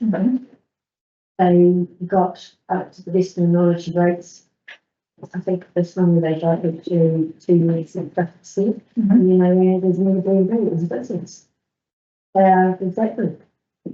They're making money in the business. Well, I'm just not sure that you should be able to run a business that you're making a profit out of. I mean, that will be screwing the council, it's not getting 50% tax relief. Is it worth putting it in? I don't know about foreign research. There'll be discretion for the GM, is it? Well, it says here applicants will be required to agree in writing to these conditions. There'll be some conditions you have to agree to. And to pay any remitted rates if these conditions are violated. So if Yeah, we can make sure. we can look at it and say, we'll have using this, without doing that. And here's the rates for it. And the one other thing, just because I'm looking at heritage buildings, my house is nearly a heritage building. But the problem is that that's unbundling. If people are going to come, if people are getting to get really tricky, it'll be unbundling Which bit? a lot of heritage buildings that actually, and I can think of a couple further up our valley that are on farm that are being protected by DOC at the moment. And, but they're paying rates on the property, as in on the whole farm. And say it's actually, the heritage building is protected, yet it is absolutely nothing they use. They want to bulldozer, but, Right. so just a thought, I wonder how that Gets me sitting, doesn't it? gets a bit messy too. But I guess it's just, once again, it's an application, you have to look at it on its merits. So going that is the heritage building, so I think we probably keep how it is. So then we've got community supporting and other organisations. So that's obviously to facilitate ongoing provision of non-commercial community services, non-commercial recreational opportunities. Do we get quite a lot of that, Saskia? Not so many as the heritage, buildings, but I have had a few of these, as well. And a lot of cases, where, in some of the bigger, community groups, that they're kind of already fall under the, our, leasing policy anyway, so they're already, like, a lot of them, already have sort of not a deal with council, but have, some benefit there, but, looking at this one, there could be a case where, it does fall out, makes sense. I'm just thinking of any of those, and I probably won't say who it is that I'm thinking about, actually making money. Like what you were saying before, if there is an entity that is making money, Yeah. and they're on a typical lease arrangement. But if there are people calling leases, isn't that because they're a charity and then they have to show us if they've got to produce 5 years of finances, then our policy is 2.5%. Yeah. Oh, okay, yeah, So we have a policy to protect charities in that, yeah. if we lease them. And, we're trying to bring all of them onto that as we roll the leases over. It does That's say what we in the, brought in for the, in the preamble, it says non-commercial community services and non-commercial recreational opportunities. So I suppose there will be some that run a bar as a fundraiser that might be making a bit of a profit. Yeah. Vintage car, That, that's, but are you thinking maybe golf, like the golf club? Within that, and they are already, I don't think they actually get a remission, because they already come under our leases, provision, so they've already got federation councils. I haven't seen one of those come through that permission. no. And they're not all equal, obviously, I understand that too. So. Yeah. Okay. The next one is the remission for Crown or council land use for private or commercial purposes. Really quite understand this if it's used for commercial purposes. The objective is to ensure lessees using Crown or commercial land for private or commercial use do not pay unreasonable levels of rates. Such land is subject to the remission supporting contiguous land. Doesn't make sense. It doesn't make a lot of sense to me. Doesn't make any sense. Ground length, I understand, because that's non-rateable in the first place. That's fine. Yeah. So we'll Would bring this, that cover the things like those hangars that people live in at Alex Airport? Is it that sort of thing? They should be paid. They should, yeah. And it's mainly to do with uniform charges. I haven't had one of these in my time. What's the help? Just get the 20. I'll find out some more I think we need.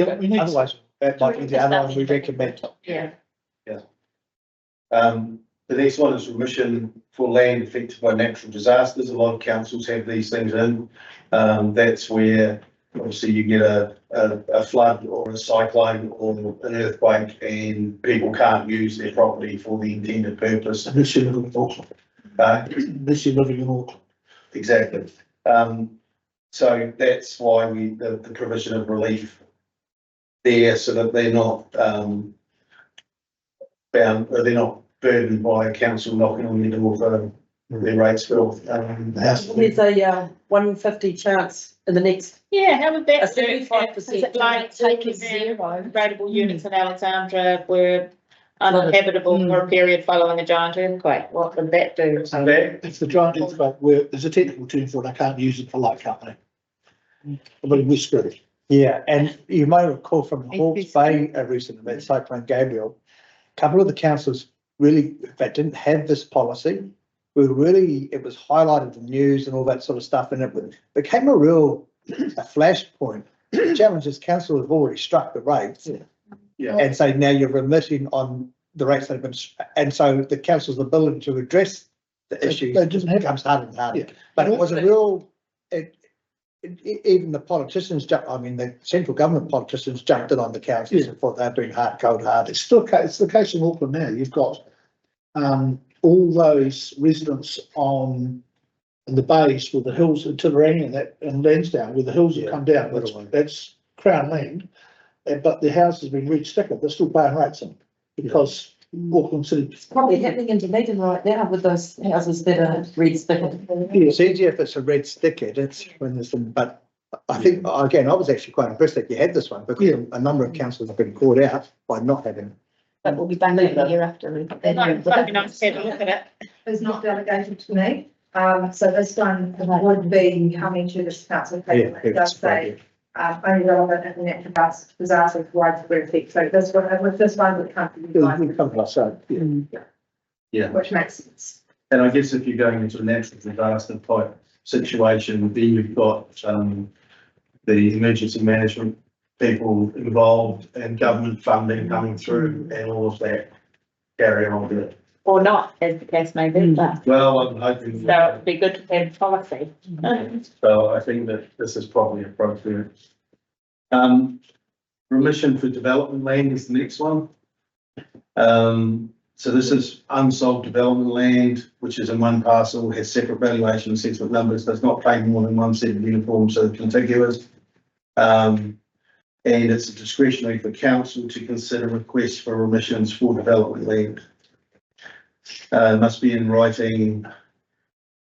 Remissions granted shall be for 4 years. And they're at the discretion of the general manager of business support during the current rating year.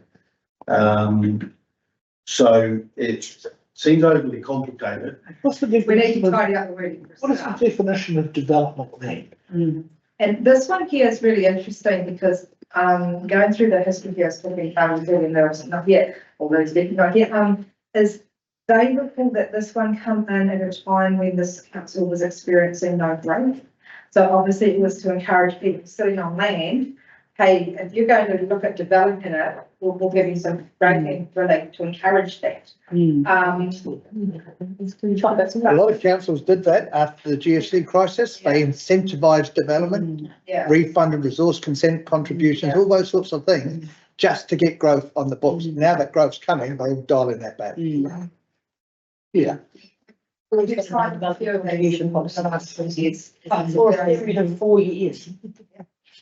That seems quite generous. That's too generous. Two years, to use 1 and 2 is 100%. That is a very generous policy. Yes. So it's not one to be a late, you know, it doesn't really applicable to be a late. Yep. It's like that. Yeah. Jeez. By the looks of it. So is there a steer that we may be generous, but I've not got a that farm, I generous? can do that. Couple of years, mate. I Just guess, pretend to subdivide it. I guess from looking at this, growth is not something that CODC has a problem We're with. not struggling as well. And I think that it would have had its day, but it doesn't now. So, as the chief executive has suggested for another couple of things, we may just bring this one back as a discussion and a recommendation to action. Because this won't ever be passed on to, this is the thing about development.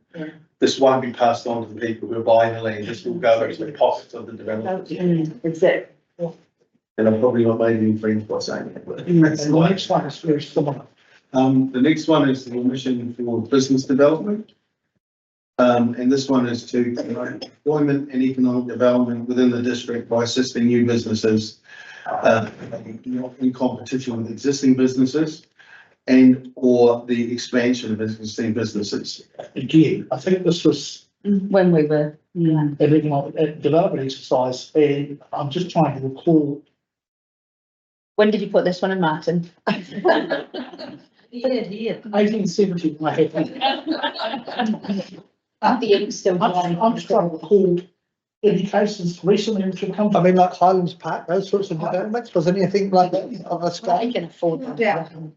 Countdown, Forward. definitely was, yes. Yeah. Latest one. That was just when they'd bought all those houses, but they'd not yet been bulldozed, there was Yeah. nobody living in them. Yeah. Do you remember? And Yeah. you didn't have to pay all the individual, Yeah. But they wouldn't have been paying much. We're losing out there. and it was less than 12 months. Yeah. But was it, that wasn't going to be a decision point for them whether they were going to do No, the of course it development? wasn't. We've lost money there Yeah. on houses that we've Yeah. struck the rates, assuming we've got X amount of extra rating units. They've won and they've won, like, if that's what it costs you to develop a business. That's what it cost. Yeah, We're the ones that are, especially when they've got huge amounts of potential. yeah, to make money. profits won't come down. Sufficient scale of population and business that there are opportunities for people to start up new businesses and do their thing without us having to go through and putting a whole bunch of red tape and assessing all this stuff before we decide what we're going to do. If we can. Cross that, so. We've talked about the water rates and that is all I have on remission. Awesome, thank you. Thank you. I'm not gonna get up because I know I'll get. Your next again, what's next? Would you like to break Rating now, and or- rating. Because you've got two more up, because you have to the break without TV strategy, so if you'd like a little break now, we could. Oh, man, actually, it's whether you guys want break because Keep moving. You're gonna be talking about rating and the lots, and that comes back from the last workshop that we talked about. How we were going to, with the districtized activities, the rating that I proposed to put forward, that I put forward to you guys for consideration. And any other rating questions or 13.5% rate rises that you want to talk about now, we've been talking about in this morning's session. So if you want to have a break now, then kick into it straight after that. I'm more than happy to do that. Yeah, we We'll have do to this do one. that. Yeah. Yeah. So we'll get through this one for the 15 or 20 minutes and then we'll. Because this one, I don't have a presentation. This one's just a, This is a clear road. Chit chat, that's it. Questions? Comments, concerns? yeah. I mean, it was probably a bit of a, I don't know whether you expected that sort of number this morning. I can't have that out for this. We were realistic that it may come in like that, but we were always hoping. Yeah. I know that's the right view. I think it was clearly signalled there was a recycling rate increase of average of 18.5. That My understanding was this was pretty well, those figures were going to be year out for the next 3 to 5 years. I thought it came in lower than what I was expecting to be spent. And, I've been told it's average of 30.5 was actually lower than what I was. But it doesn't include that 4 to 6 if we were going to do everything. No, I thought we were going to start at like a 30 or a 40, Oh, sure. which is what we started at last time. Yeah. So, I mean, obviously, if you recall in the enhanced annual plan, we started at 40 and then we had to dial that right back. And we was sort of clear direction from council and to the staff, you had to sort of justify every increase. And so this current financial year we're in, I wouldn't say it's draconian, but there was clear limits put on people's ability to increase their budgets. Well, we've carried that year into the first year of the LTP with just some minor where we think we can justify the increase. But the biggest increases are flying into those areas where we expect the biggest increase, which are the ones the infrastructure costs. And what frightens me is when you start putting things, putting things out to year 2 or year 3, you create that bow wave effect. So which is one of the reasons why we had 30% last year. Because we didn't face up to the reality. We were in denial to a certain extent. I'm all in favour of a strong message going to staff to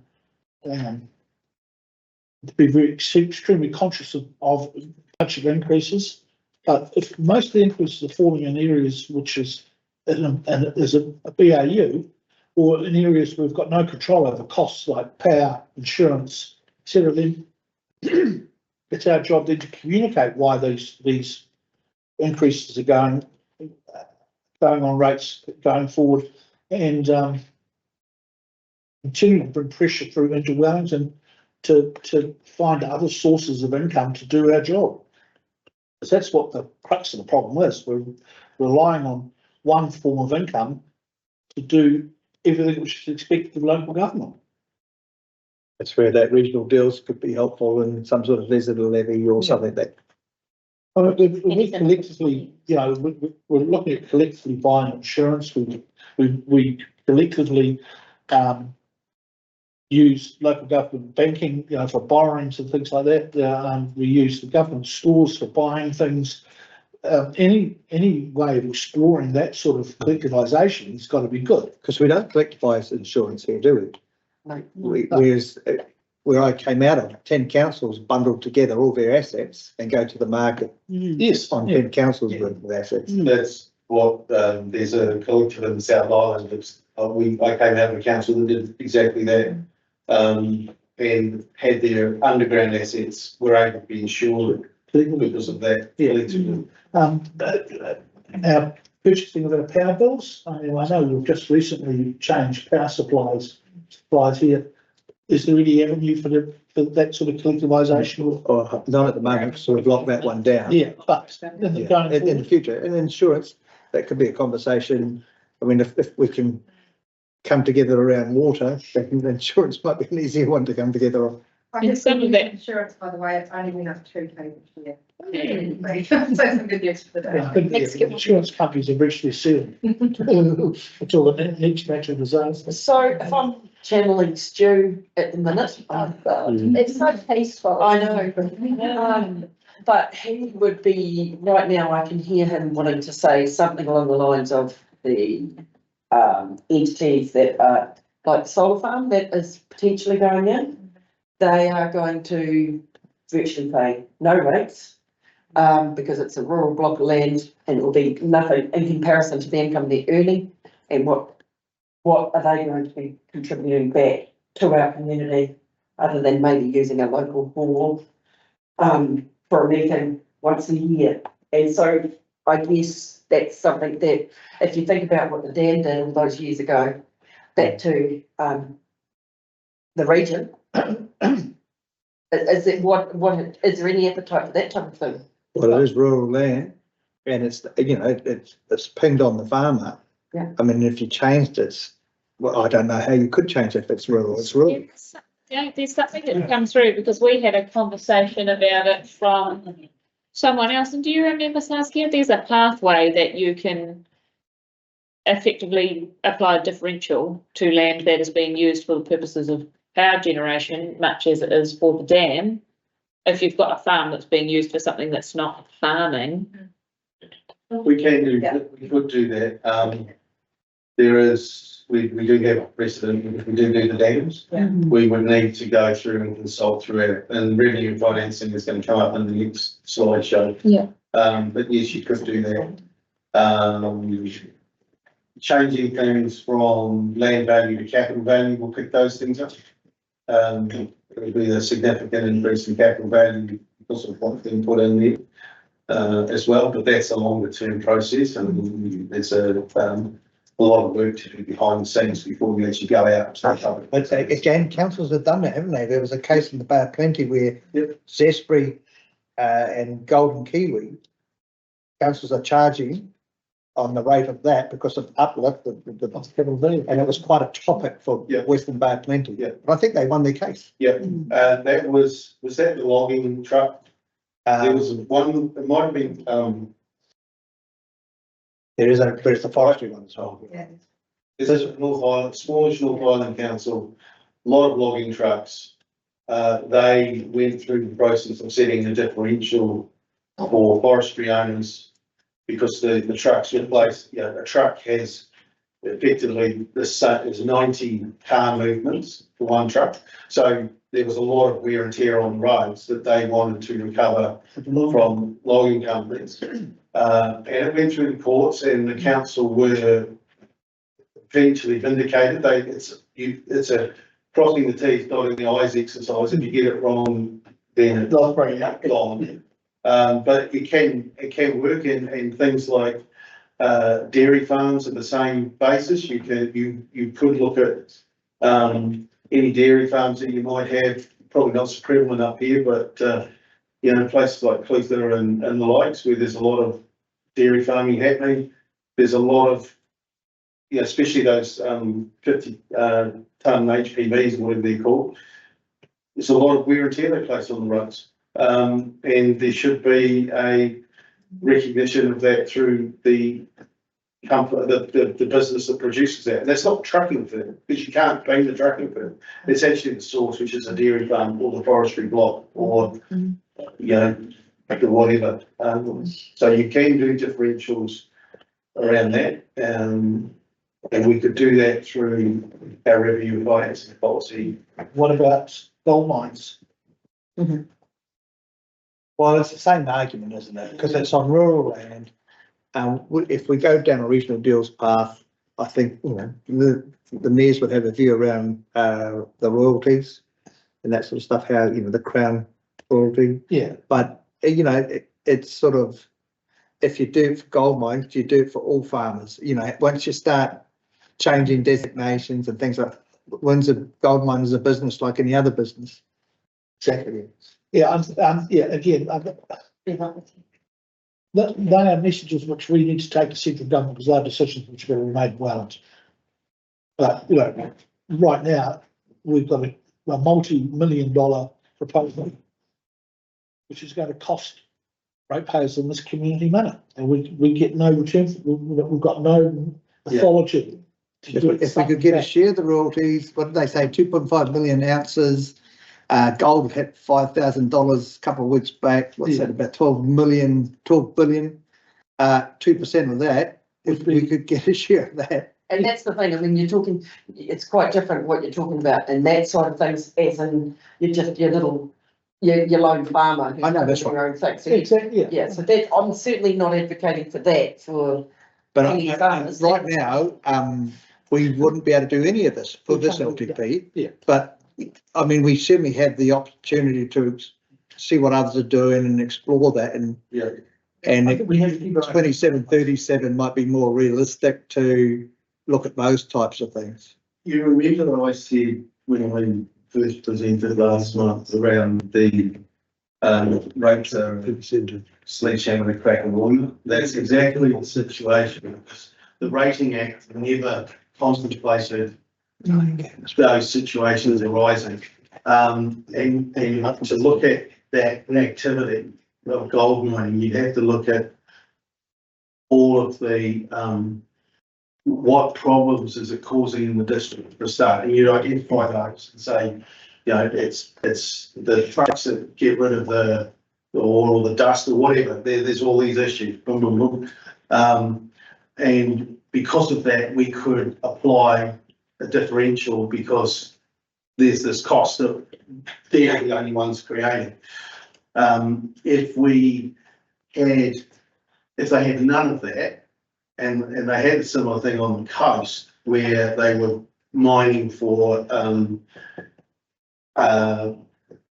just little gemstones, that sort of stuff, and it wasn't causing any problem. So there was no way that they could increase the rates for it. So that's the type of thing we've got to look at. And when you talk, you sort of say, you know, the miners, we could talk to places like DCC and Waitaki with Macrae's and see what they're charging, because it's a similar effect. And have a look at bringing something in there. But off the top of my head, there's not a lot. That's not a lot of tools in the toolbox. Yeah, the logic. I'd love to be able to do it, but we need to justify I it. don't think they have tools. Okay, that was a really quick conversation about human rates, so we'll catch up after the. Yeah. In terms of, and there's no political appetite for changes to proportionate liability for government liability for biggie buildings or whatever, and no political appetite for compulsory builders warranty insurance. But if there was, that would be liability off council's tables. Unfortunately, there's just no point. I mean, if they progress with the plans around self-certification by builders and all that sort of stuff, then that sort of indemnity insurance would be something that would have to, builders would have to, a bit like doctors in America. I think it's how they're trying to sell it. It's how Yeah, the who checks up on it? well, it will be in detail. The only other thing I was going to just ask about the rating, it's not exactly about rating revenue, what kind of is, just when we say there's, you know, like at the moment we're pushing like a 13%, but like last year when we said it was 18% average, I mean, the reality is it was 30% for a lot of people. And I just think we need to be maybe a little bit clearer, because I think people can get a real shock when they think there's an 18% increase, but actually it's a 30. Yeah. And what's the way it's trying to get around it, and it's getting around it seems to go too bad.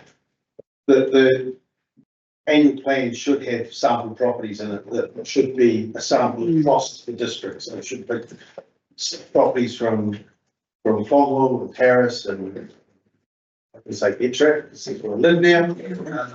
Now all of those places can pick values and say this is the impact on this particular property and give a range so that people can look at it and say, well, I live in Alex and you said 18% average, but mine's 30.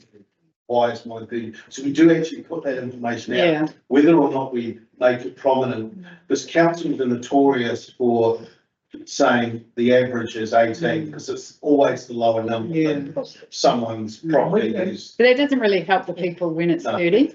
No, I think that what I'm saying is we do put that information out. Yeah, But then they have to go and look, so they hear it. Yeah. And the rating calculator isn't always right. Yeah. No, Two averages, one with wastewater and one without, so that's the big one that made the difference, isn't it, was the wastewater.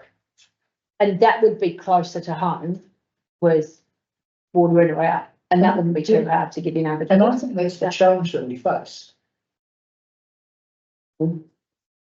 Because we're one of a council which is not, has actually spent its money on keeping its infrastructure at a reasonable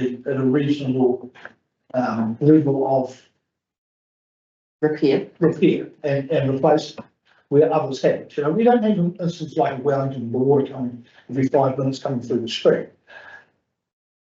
We shouldn't be shy and run away from the fact is that these increases are and where they come from.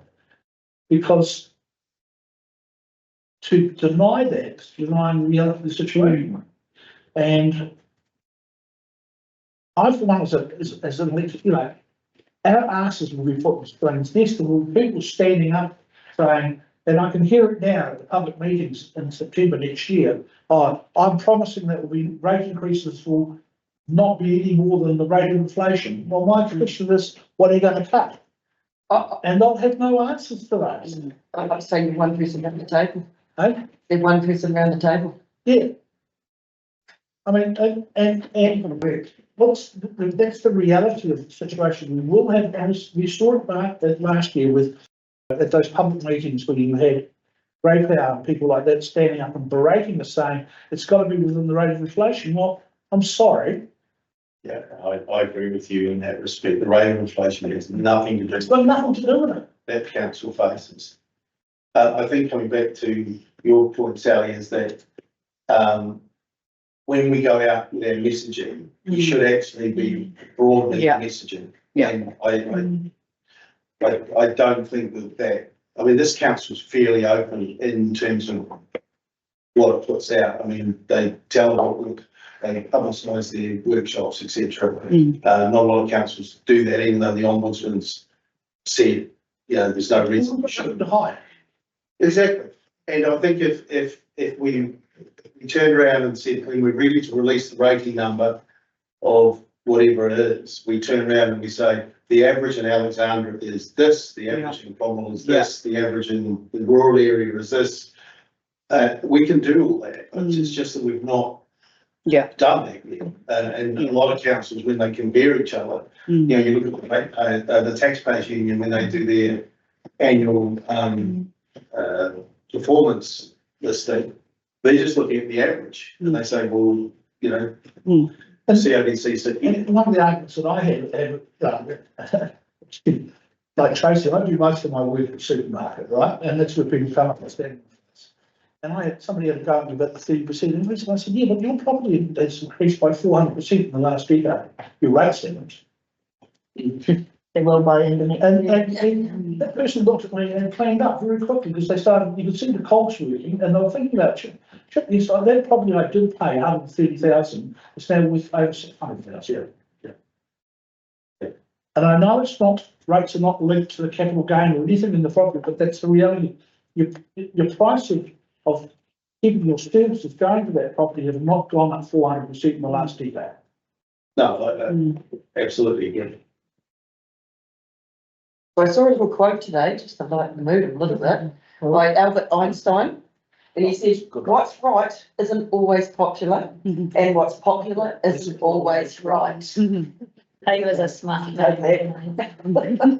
the, if you apply that to race, it's pretty bang on.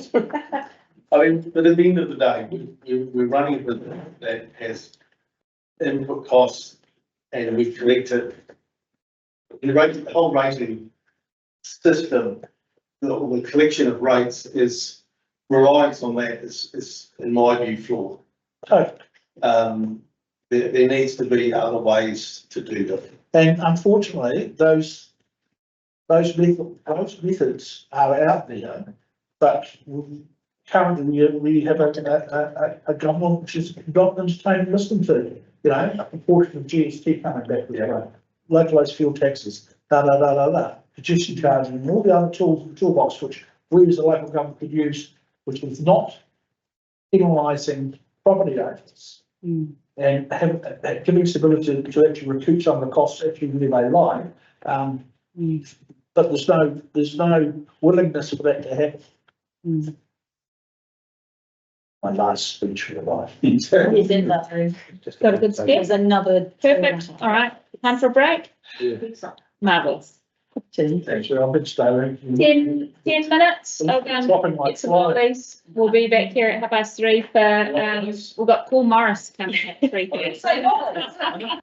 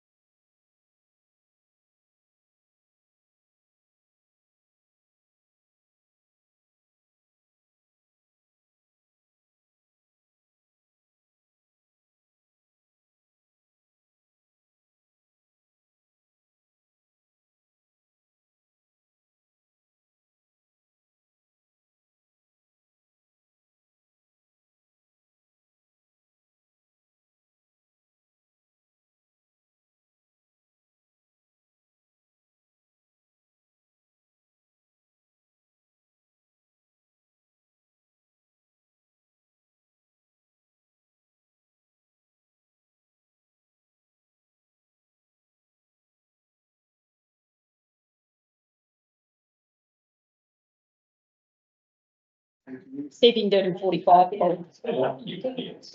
Years challenge. What's that? That chloroform one, I saw that. Oh, thank you. And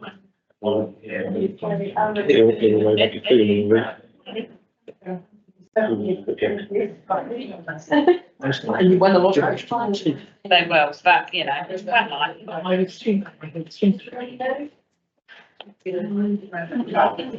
Cheers. Grab a file and. Peter? So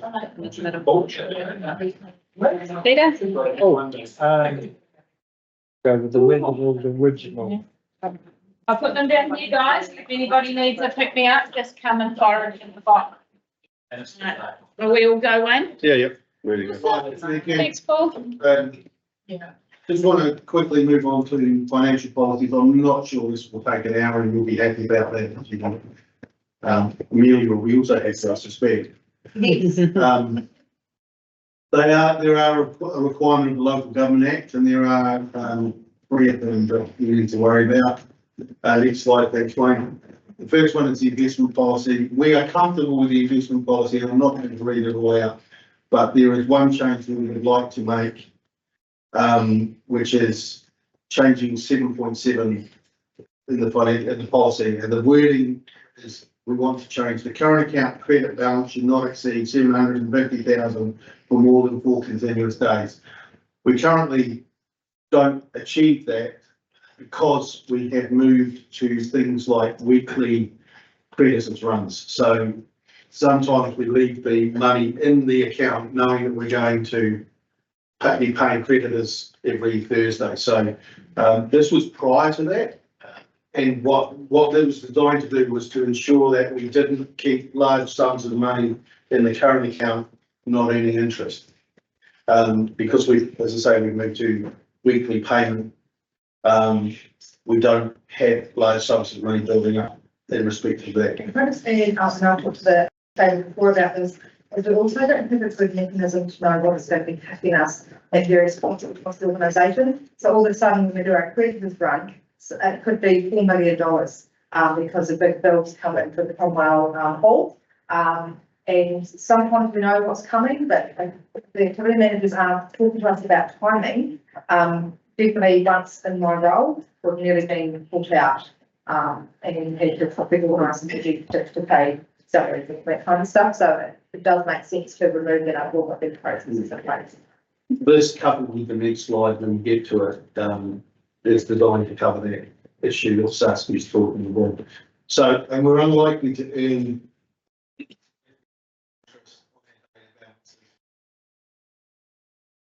into a 7-day term deposit, which is what we would have to be doing to maximise our interest revenue. So it's not as if we're missing out on significant amounts of money. So we'd like to remove that because it doesn't fit our business practices that we currently do. So we move on to and these all form part of the long-term plan. You have these policies within the long-term plan. Moving on to the liability management policy, we've got a new chap started work with us. His name is Carl. He has a customised average rate loan, and he's worth $5 million.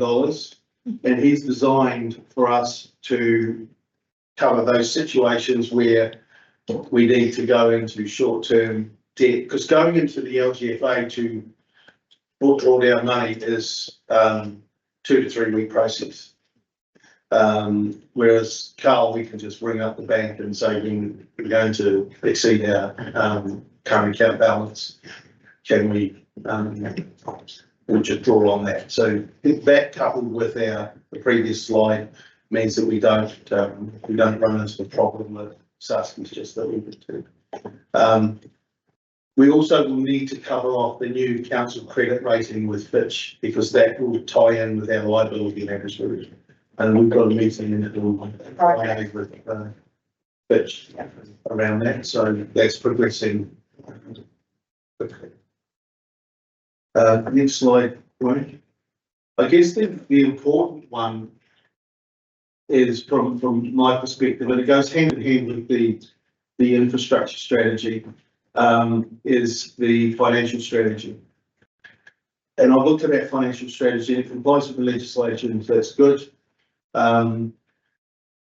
Although I don't think it's explicit enough in terms of, you're supposed to specify the quantified increases in rates year on year in terms of the percentage, and I don't think we do that clear enough. So it's those types of things that we would need to upgrade.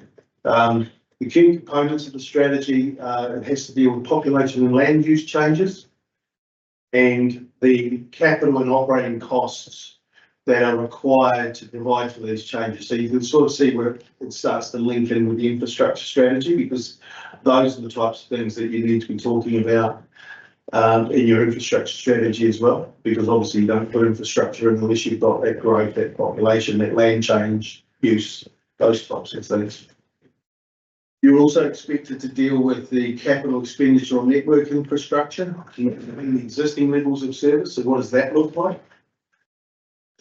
And there are other significant factors affecting our ability to maintain existing levels of service. They're really talking about the existing levels of service and what issues that we're facing and how we propose to deal with those from the financials. So I think it might be quite a bit to talk about in this LTP and in this strategy when it comes to when we get it finally put together. And it also talks about the additional demands for service that you need to deal with.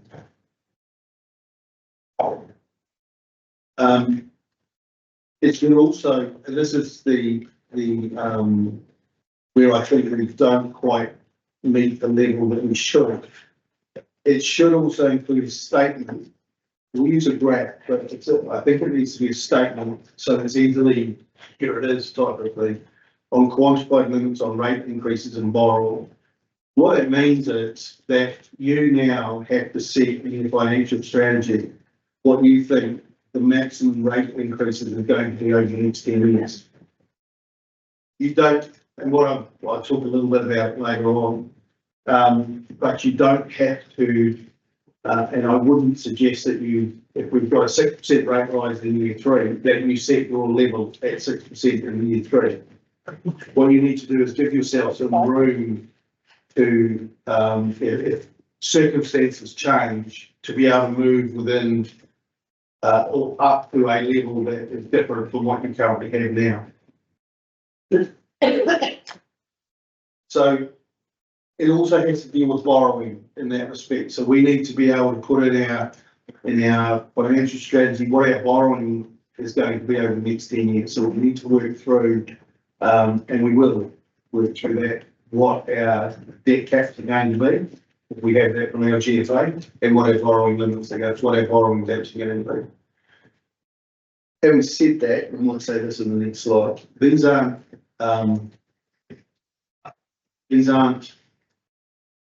hard.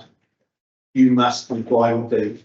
There will be times that council can change and go and breach those caps. It's just that they appear in your annual report as you having breached them. There is no comeback on you for doing that, and that's why they recognise that circumstances change during the year. In fact, in this annual report, we have breached it. Yes. Yeah. We had set in the last LTP rates at a certain level, Yeah. obviously 18%. Yeah. Wasn't over. But it's just a signal of intent, really. Yes, and what it's designed to do is for all those readers out there of our LTP, which there are many, I'm sure, they can look at it and say, right, the council said they would set rates at this level and not go above it, and they would borrow this much and not go above it. It's just for information. You're not bound by it. There's some explaining you've got to do, and I think the chief executive has to put in the pre-election report where you breached, and that's effectively so people, when they read the pre-election report, they say, oh, yeah, I either those so-and-so's charged us more, or yeah, I remembered that because of this, this, and this. So we've moved on to the next page. Oh no, sorry, I don't want to get two of you. Go to the next, there we go, thank you. And it comes back to the conversation that someone mentioned today about CPI, the rate of inflation. Rates should not increase by more than the rate of inflation. Will costs associated, it links well with ratepayers because they understand the rate of inflation. They go to the grocery store, they buy their groceries, it's gone up by 6% or 4% or whatever the rate of inflation is. It's not appropriate for councils because our costs are not linked to the types of goods that go into the CPI basket. Most of our stuff are driven by labour and, believe it or not, petroleum, because of all the PVC and the piping and the lights that we use, which is petrol derived, sorry. So there's a different measure that we need to have for how we set our quantified limits on rates of increases. CPI is not something that you'd recommend. So what this presentation does, it puts forward consideration a change to how the quantum of rates is calculated. And that's, we will not increase our rates by more than X% in year 1, 2, 3, 4, whatever. And what I'm going to suggest is that we actually switch to the local government construction index, because that makes more sense for what we do. This is produced by Burl and it's used in our long-term plans to calculate price escalation. Then what I'm suggesting is that you add a margin on top of that to account for things that may crop up from time to time. If you didn't have your crystal ball there to pick up the increase in the water costs, or if you did, you would have known, you would have been able to put that in your LTP, but we didn't because we didn't know that they were going to increase, basically the following year. And then add a factor to account for growth, because growth is a problem from a rating perspective. So we need to be able to put in a margin there to say growth accounts for X%. Now, those could be, if you go to the next slide, I think when I've got. So it's designed to cap and inform ratepayers of what their likely maximum rate rise may be. Now, that's not quite right, because that's the average rate rise. And what we were talking about before is that some people got 30% and some people got less than 18, because 18 was the average. So it's really to tell ratepayers what the average rates rise is likely to be, because you can never cover off all the permutations that people have with some property values and what services they use. I believe it should be as flexible as possible so that you don't run into trouble at the end of the year reporting against it and say you didn't meet the target. And you should never set yourself up to not be able to achieve a target, and that's where you need to give yourself flexibility. And of course, given the potential rate rises that we've talked about, you need to be flexible. You should explain it and defend it. So if we looked at a rate cap, for argument's sake, using the LGCI 2%, margin for one-offs of 10% and a growth factor of 2%, we would actually say our rates cap in any particular year would be 14%. Now, 14% solely would pick up this year. It wouldn't pick up next year, but it would pick up, would pick up year 1 of the LTP. It wouldn't pick up year 2, but it would pick up years 3 onwards. As opposed to if you turn around and said, well, let's just pick 6%. Your first 3 years of your LTP, you're not going to achieve the target. So my question would be, why did you pick 6%? Because you knew that you weren't going to achieve those things. So that's the type of thing that we'll be talking to you about. At the initial stages, it's you will have to go and explain that to people. You're going to put my rates up 14% because you've said that. We need to be able to explain that no, that's not quite how that works. We're going, this is an average, this is the methodology, that type of thing. So you need to be doing that. 14% might sound quite high, but it probably is, given that you know, in year 3, 4, 5, we're talking 6, 5 and 4 type numbers. But you can actually do, if you know that your first 3 years are going to be this high and then they're going to drop, you can actually put a step in there. And that's especially true if, for argument's sake, we're going to move to a CCR and our water costs are going to shift out. So you probably want to be able to put a step down, because you wouldn't necessarily want to keep it at the levels that we've kind of got it at for going forward, because of most of it, as you know, most of those costs associated with the 3 waters. So you can do that. So that will be something that when we finalise the numbers, coming back and saying this is what this financial strategy looks like. Next slide, thanks, Wayne. So we're moving on to something that's another big piece of work, the revenue and financing policy. This is basically a policy where you get to decide who pays what at the strategic level. It tells the ratepayer what portion of the total cost will be paid from rates, user charges and other sources. So you may turn around and say, an activity, we will fund 60% for rates, we will fund 40% for user charges. That's the type of decision making that you do. That's what then gets applied to the long-term plan. So our revenue lines in the long-term plan would reflect your revenue and financing policy. You must consider both capital and operational costs. See, we basically talk about the public good versus user pays. And that will be we've already kind of had that discussion to start with, but it's really going to need to be firmed up by the time we talk about putting the revenue financing policy out to consultation. This must be consulted on in the same manner as the LTP, so it's a special consultative procedure. It can be run at the same time, doesn't have to be run at the same time, but it must be in place and it must be adopted before you adopt your LTP. Because you can imagine, like, your LTP is based on it, so you can't adopt your LTP first.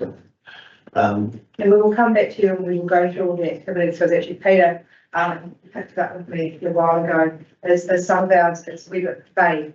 It might say up to 75% or has ranges, and there may be some benefit to being like, okay, 80% rates, 20%, and being a week in Pacific, but we will all leave that conversation with you once we come back and manage. So a classic case is swimming pools. This is the biggest example I can think of right now. It has a public good component. You don't have swimming pools, but it's not a great place to live.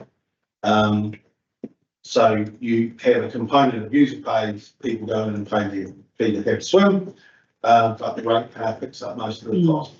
There's 2 components to that. The ratepayer picks up most of the cost because of A, the public goods part of it, but B, the user fees would be so high if the users were required to pay for the pool in its entirety or to any serious extent. So they would be unaffordable without rates input. So you can look at it from that perspective as well. Next slide, please, Wayne.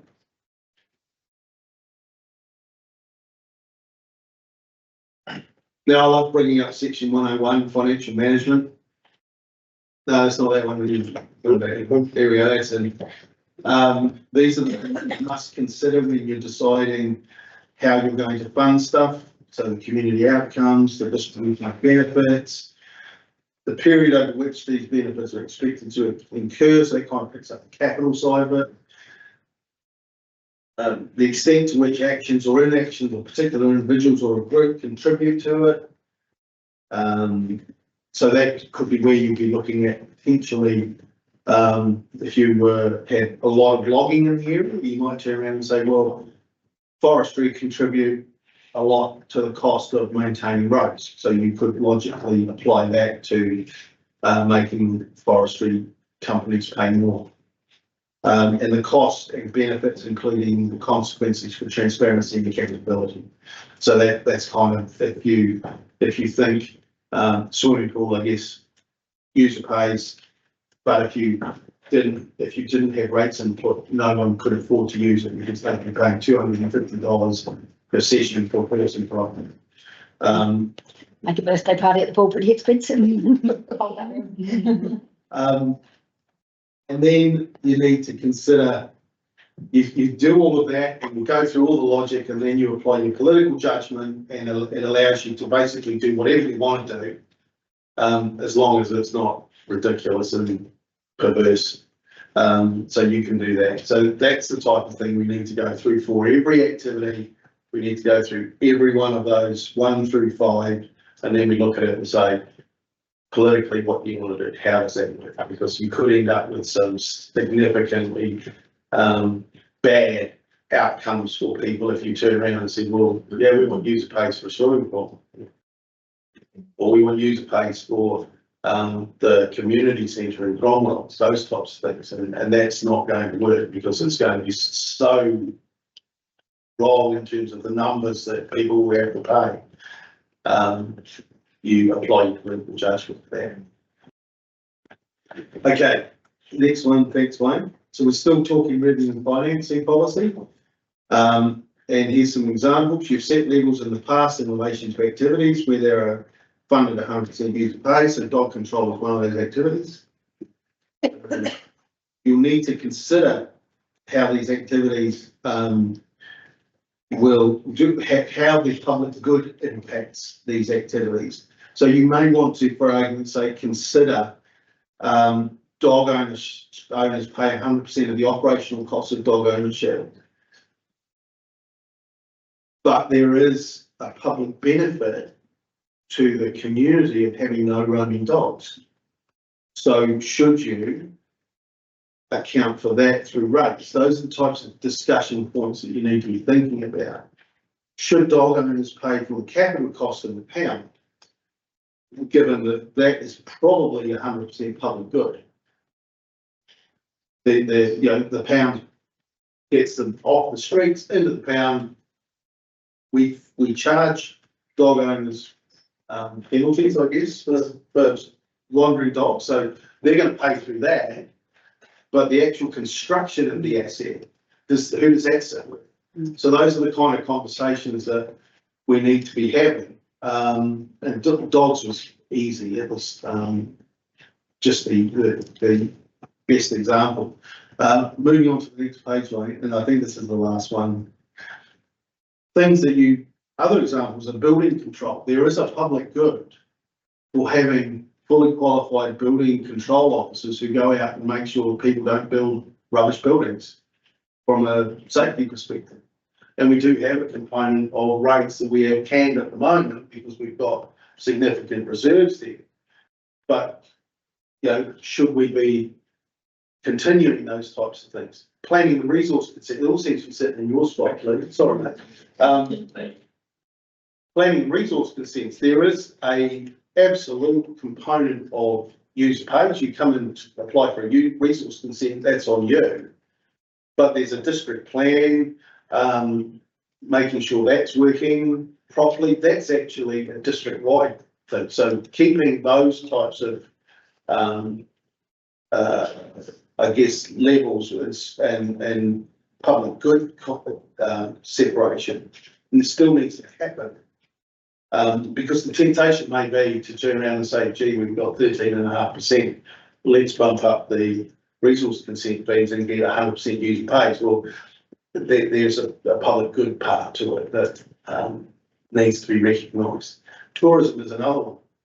We might look at it and say tourism benefits the tourist sector, but it also potentially drives property prices, it drives businesses, it drives all of the stuff that has a more public good component to it than necessarily it just benefits tourism operators because they get more people in.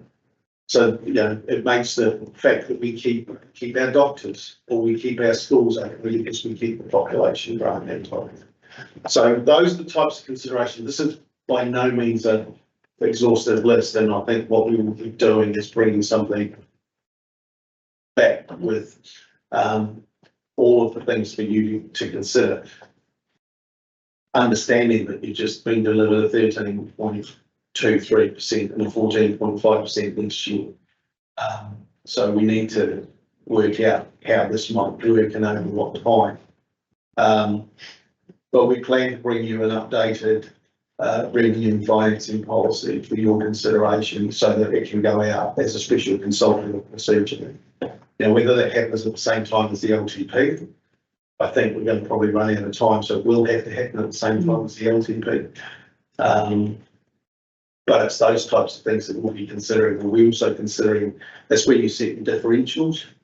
It's where you set your changes in your rating that you might want to do.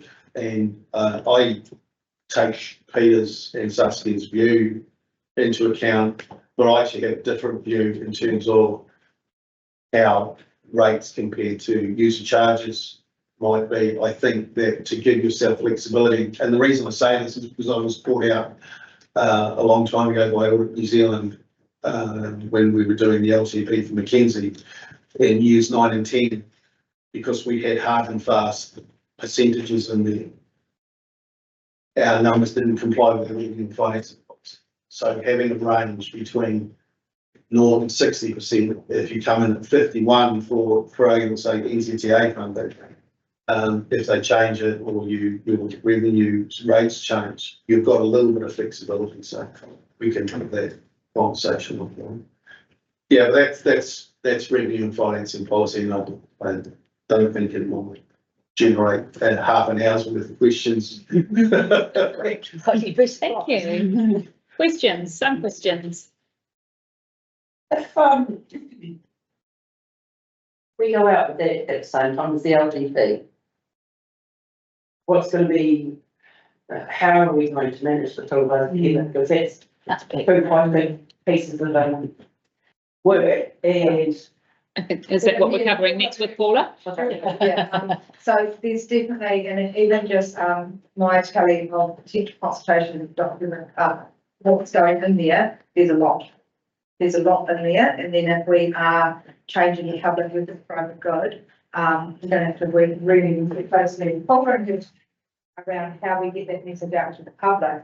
Because definitely in previous times, fees and charges, it has been lost in the conversation. Like we put it out as part of the bundle and we've referred to it, and it's been on our website, and all of a sudden people have been surprised by an increase in the falls mission. So we're going to be quite careful about how we message. But that is the challenge, isn't it? Because we'll have to put out quite a lot of supporting information.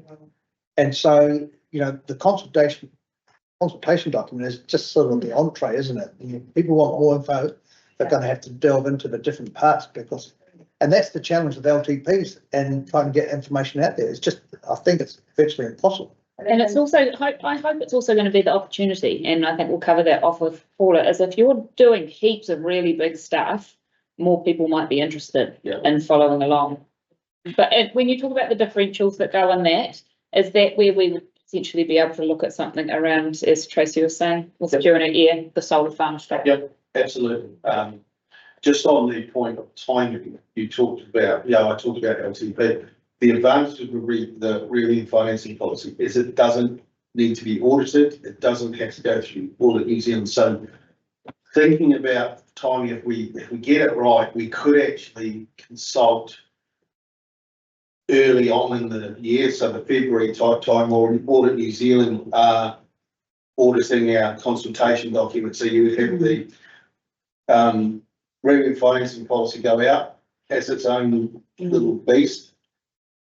It would come back with its submissions, and from that point it runs through council process, and then you put the the consultation document out in time with the audit, time of Audit New Zealand. So I think we're looking at that around March-ish, something like that. Yeah, so talking to Audit New Zealand, just with our time frame, we're hoping to be able to consult early March, mid-March will be doing this. Just it's now to get consultation document done. So there would be time if we put together to run this separately. And I guess I'd be interested in getting the advice from your team and Paula and Dylan around that, because my concern would be that people would see something that's got revenue and rates in it, and they'll look at LTP and go, "Oh, no, we've already done that," because it was only a month beforehand. Yeah, there is that risk. interesting enough too, I know some councils in their most recent LTP have put in differential, but then have work to do before, so they're not going to kick it in until like year 2, year 3, but they put it into their family and finance thing, vacant sites or vacant buildings is what I know Upper Hutt has done, but they're not in a position to do anything about it in the first year of the LTP. They've given them time to work out what is it there. Revenue financing policy is a 6-year document. You can change it every 3 years if you need the urgency to change it. Or if you want to change rates or something like that, but otherwise it's got to be done every 6 years. So we're kind of at that time, we've got to do it. We don't have an option. We want to change some of the rates. We've done the district, the whole districtisation of rates will be picked up in the revenue financing policy. That's kind of really triggered it. We can't do anything if we don't go through that process with. So the flexibility that you're talking about that we need to make sure that we put in there, is that kind of, dare I say it, leaving things open? Or do you do actually think we need to put numbers around that? Well, I think. It's horrible when you say you're going to do something. Yeah. And then understandably over a 10-year period, you understand that there's a little ups and overs over there. But it's when you go over, no one's going to prison when you go under. No. Ever. No. But they will the moment you're 0.01 over. So you're talking the financial strategy? Yes. Oh, sorry. Yeah, okay, yeah. So the answer to that question is it depends on how the council feels obligated to achieve a lower number, I guess. So if you said 6%, knowing that you're going to hit 13, because that's what we've just talked about, why would you put 6%? I guess, and that's where you can be as loose with it or tight with it as you like. And I guess what I'm saying is, given that we know for the first 3 years what the number's going to be, we can set at that level because we know beyond year 3 is a new LTP process anyway. So they're going to, whoever's around this table are going to be doing the whole financial strategy anyway. And given that we know all things being equal, we're going to drop down to kind of the 6.5, you can step it down. So it's kind of, you don't want to set yourself up on a hiding to nothing by saying, I want a lower number, knowing that it's not going to be a lower number, because all you're doing is just ignoring it.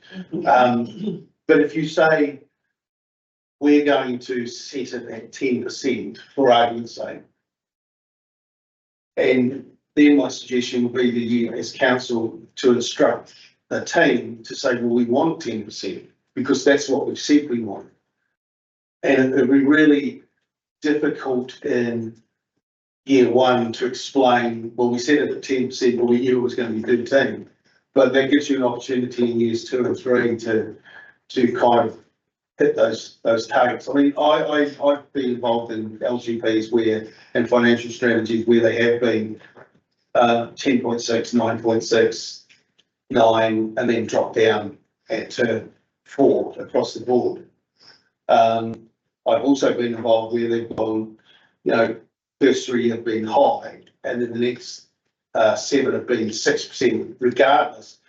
And the council were going to charge 6% regardless of what the costs were, because what they felt was that they didn't have enough revenue coming in to do the things they wanted to do. So they were going to do 6%, and they told the public they were going to do 6%. So effectively it was going to be over 10 years, it was going to be 60, 70% rates increase.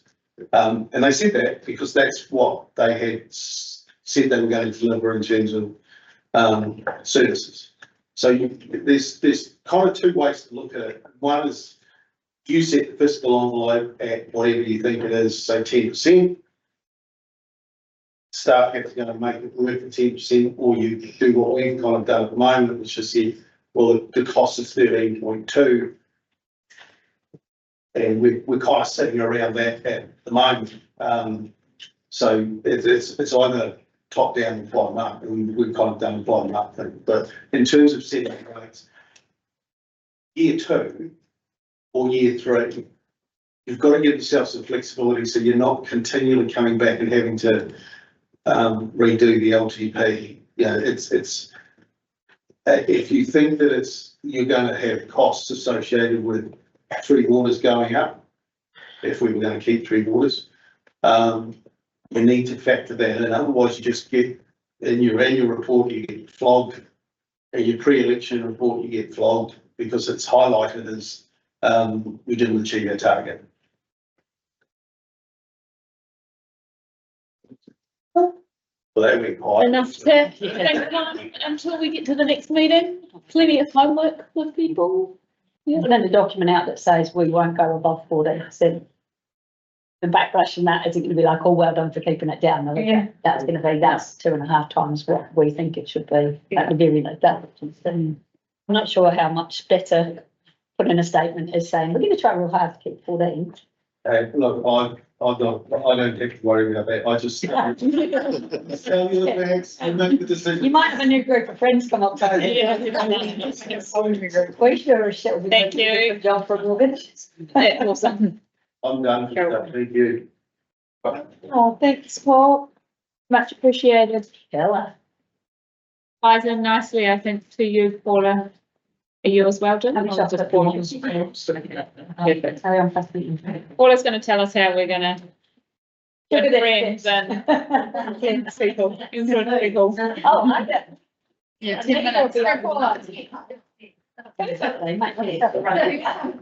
No, thank you. I just wanted to run through quickly what we are looking at the previous day, and the consultation document and LTP, the looking. So, as you all know, that the consultation document, the purpose of it is to describe what council's goals are, what the challenging decisions you're under, what the complexity of the environment you're in, and then also then to dig into those key issues and really spell out those key options. And given that it's going to be a small document, we'll try to really tighten up reading and how to get that out. And also, as mentioned, there'll be a financial strategy and an infrastructure strategy that we nod to, like where are our rates going, what in there, and what are our big major projects, and also any additional policies that need due to change. And so there's some of those as well. I know that today you've been delving into some stuff that will be discussed in this consultation document. From an engagement perspective, I think that's really exciting because it means that every local community may have some skin in the game, may have a reason to come along and have a listen. So that's exciting. So how do we make something that's actually relatable to those people and digestible?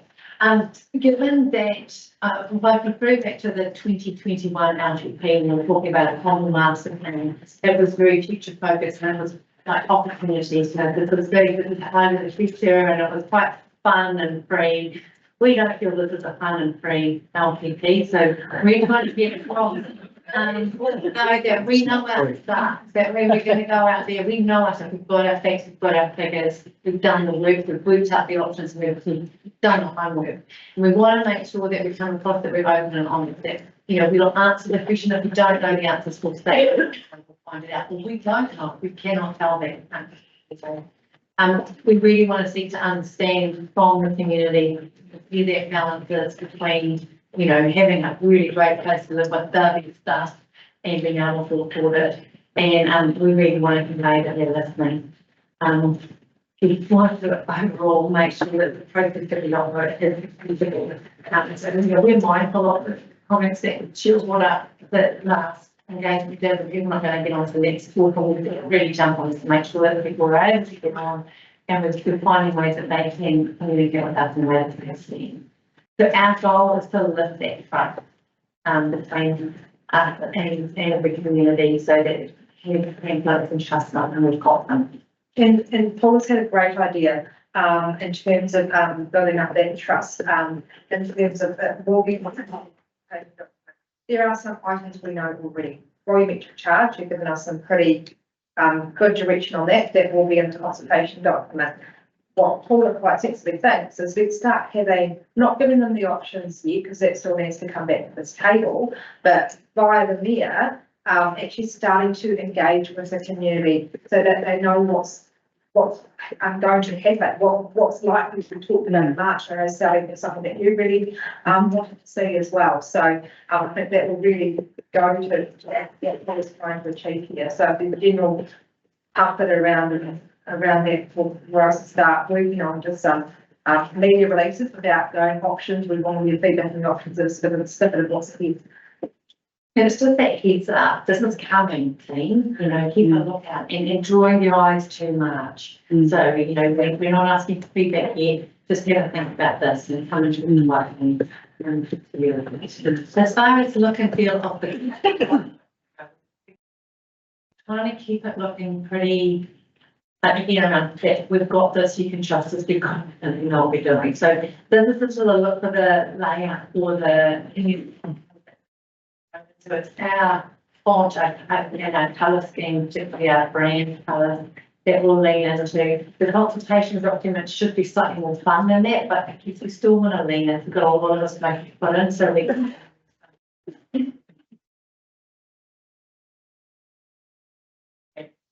so this is a look at the consultation document. Sorry, the LTP was quite formalised, and we'll just try and soften it up a little bit on the consultation document. This is just showing you some ways of laying out too. So this was an annual plan we had this year, just boxing up that information because we know there's a lot, but just trying to use shading, try and The use of white space when they call it because when I look back at our last consultation document, we've got some pages that are just text heavy, and we will have lots going in there, and that's how we can work to make it more readable and legible. Yeah. So next one, Wayne, just the fonts and the colour scheme. So we hope to, we will plan to have that bilingual headings on our consultation documents. Thanks for important, and we can thank our leaders to regulate that. And the fonts will be out for some of our, and then the colour schemes was this next one, Wayne. Colour schemes, that's from our brand, our central target district, not the logo brand right now. Didn't want to go with a monochromatic brand to reflect the austerity measures. Do you want to do it at home? The government's budget. My printing it is online only. The exact tagline when we first started the LTP last year, when I haven't come up with any genius yet, but we don't think it should be that. So we'll work on that to bring that to you. That's one of the words that are coming up that you can see to give things of affordability to those. So we're just meshing those around. Yeah, we don't quite like it, but we'll Please don't. don't think we get No, that's what I'm saying. Sort of, yeah, is there a choice? Is it taking that future's been done so many times, what can we do? Yeah, there's a real. Yeah. Wayne. So the graphics, we are aware that some of the consultation topics will not be pretty, and we don't want to put kids in something that's playing, because it's just, this is pretty serious and there's lots of stuff going on. So we can use photos either as a backdrop, Wayne, if you could look. The other thing too is we've got some beautiful shots of our towns and our places, and we're leaning on TCO and the great imagery they've got. We maybe can just do some things thinking about where we want to be. And our consultation topics, whatever they will be, they'll pull up just a picture, but it's going to be image light. And so Steve, we'll lean a lot on our icons and graphics to try and get those messages across. So we know there's going to be a lot of content in there, and we'll use that white space and break it up and Wayne one more. And then we'll obviously have the graphs and stuff that we can things throughout to tell those stories. And the last one, Wayne. And we'll also set up information for elected members, whether we do you as a point shot or we do mug shots.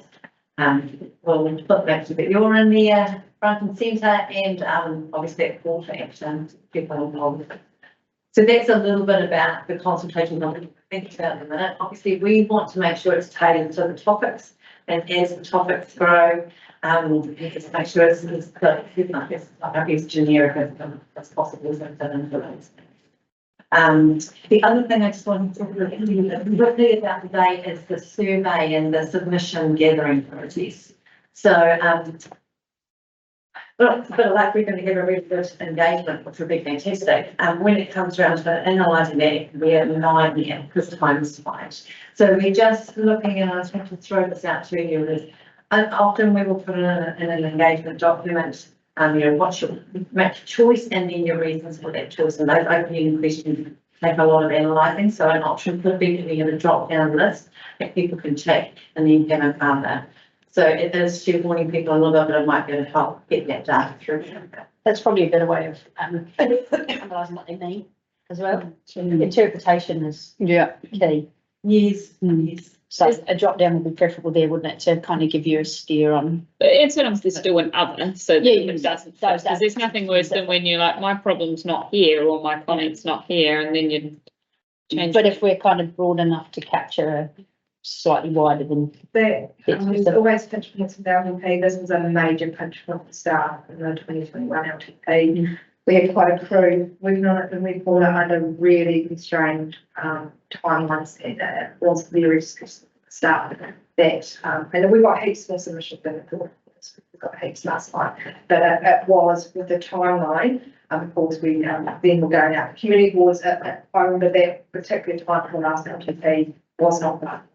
So we didn't think we could do the streamline, but still keep that feedback really, really good. What could we do because we want to draw up loads of submissions for this, it's really important. Yeah. Are you going to need additional resources to collate all of those?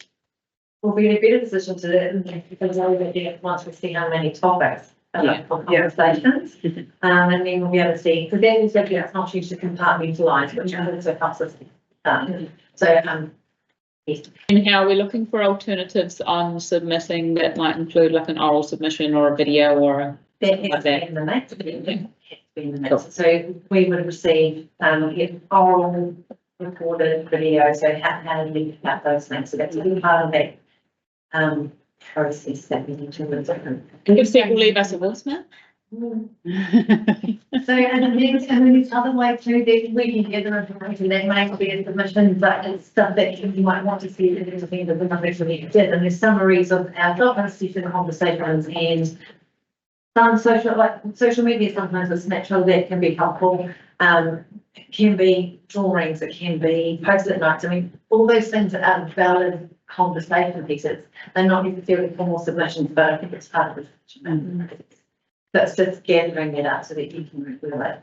And the other thing on our submissions we're looking into and investigating right now is traditionally we have produced this spreadsheet with every submission name, and all the whole the raw data.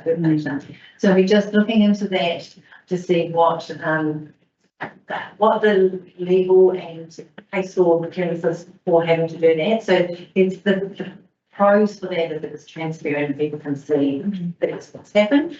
There is also another view of thought that it can feel a bit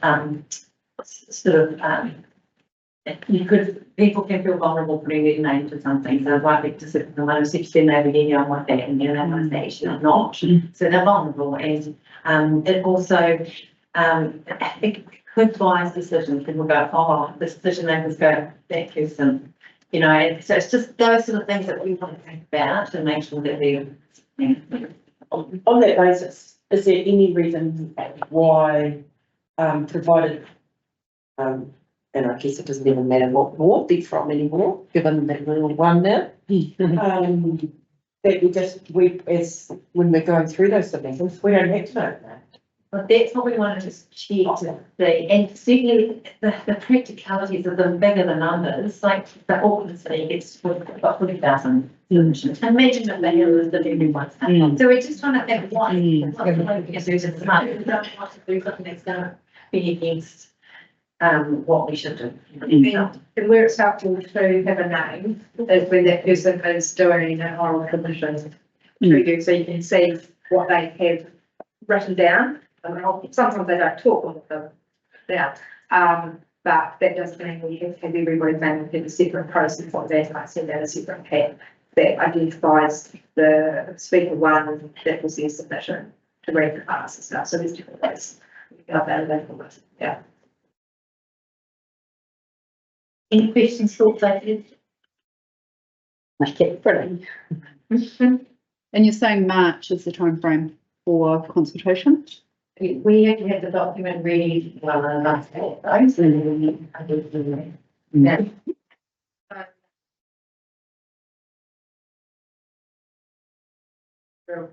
10th of January, that needs to go into the Water New Zealand. It doesn't need to be in the beauty rooms formatted graphic thing at that point, but what we need to have by the 10th of January is the consultation items drop down, our options and how we're going to fund them. That all needs to be there and the content which we've grown to be wordsmith and all that, because it of course comes back to you guys in January.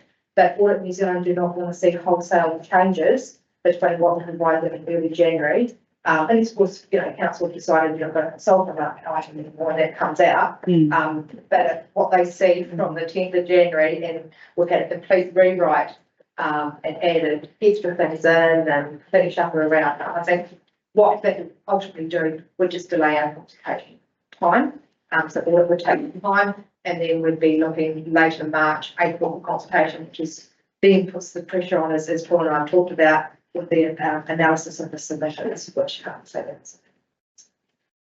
Yeah, the more we can be clear with where we're heading with consultation document in the next month, And we really want to respect the people who have taken the time to write them to us and provide information. So we want to make sure that things well. And so they can see that line of what they're going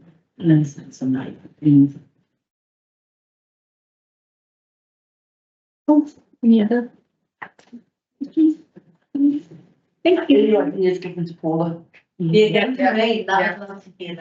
that we did have at the, zone 5 and 6, there was someone who said we should be setting up at supermarkets.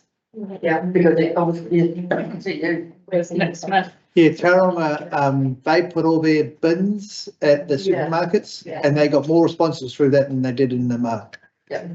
For their, because everyone goes to the supermarket. Some people do. Click and collect, but still. I think that's a really good idea, because actually Wayne's thinking about that for the next elections next year. Yeah, we There was one at.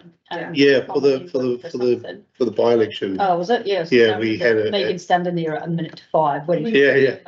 And that was very successful, so we're gonna do that. But last time we just did, because of just Cromwell, so we just had a go at that, and it was really successful, so we're gonna do it for everybody. Nick Smith did some analysis about that, and he found that the supermarkets were way more successful than other parts. Yeah.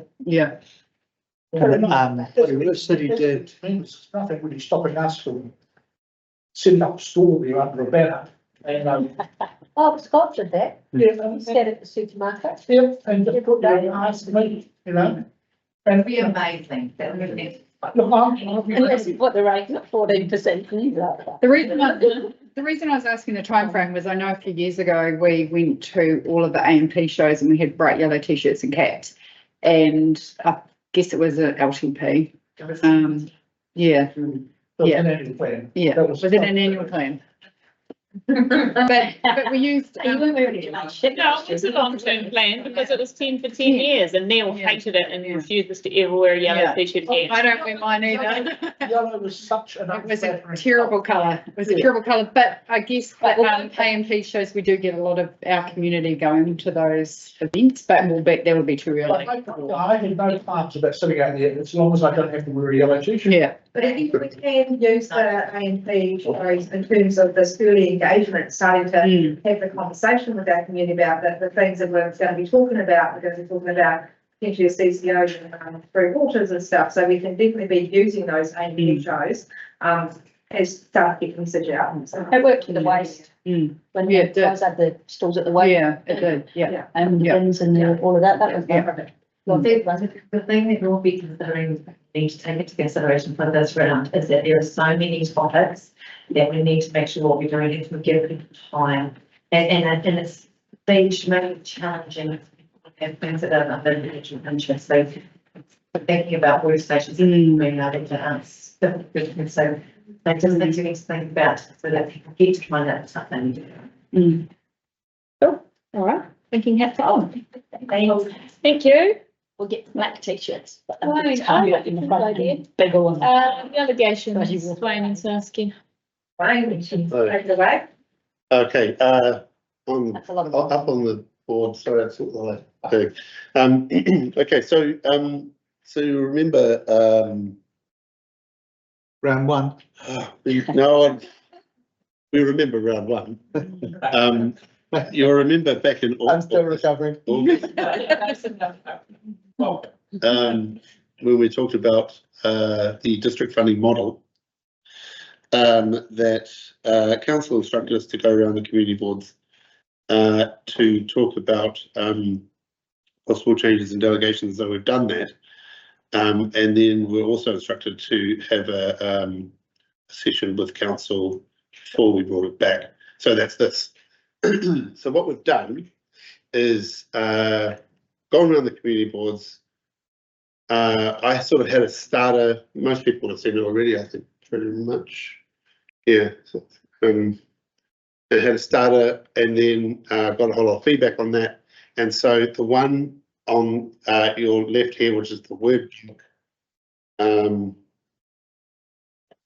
is the changes that I've made based on talking to the community boards. And as a reference, the one on the other side is what it is right now. So what we're hoping to do is just check in where we were for the changes that we've made, and just make sure the same two questions. Do you think these things as we've written them up was the intent, and do you think there's anything missing? So I think we'll go through it. Hopefully it'll be not too long, and see if anyone's got any comments. On that side. Which one? Left-hand side. Yep. Should it say, in addition to the allotted community board chair up to a time? Could you say they? No, because that is the time. But no, we did. Yeah, but they also can come at any other time. Yeah, it says Like they Or at some time. Yeah, allotted board chair. Because what you're saying is they can speak at any time, but only in their allotted community board chair chair time. Yeah, because there's like a Because they little can section come in to the any agenda. meeting. Yeah, but we have. Oh, yeah, no, multiple people can. So it should be the, not Then they're there, not there. 'Cause it's in- not. and the allotted community board chair. Ah, There's yeah. gotta be a chair for this bit. yeah, Because there is the. okay, yeah, no, that makes sense, yeah. Yeah. And then there's a. I'll just go back and start at the beginning. So, the power to act, when we went to Cromwell, it was suggested that, what I had in there before, talking about advising, wasn't correct, and that it should be power to act, because even to advise something is actually an action. So we've put that power to act bit in there, and then the first three were the changes that I had put in to send out to the community boards. So we just chucked it in there as those three things that they could do. And then number 4 is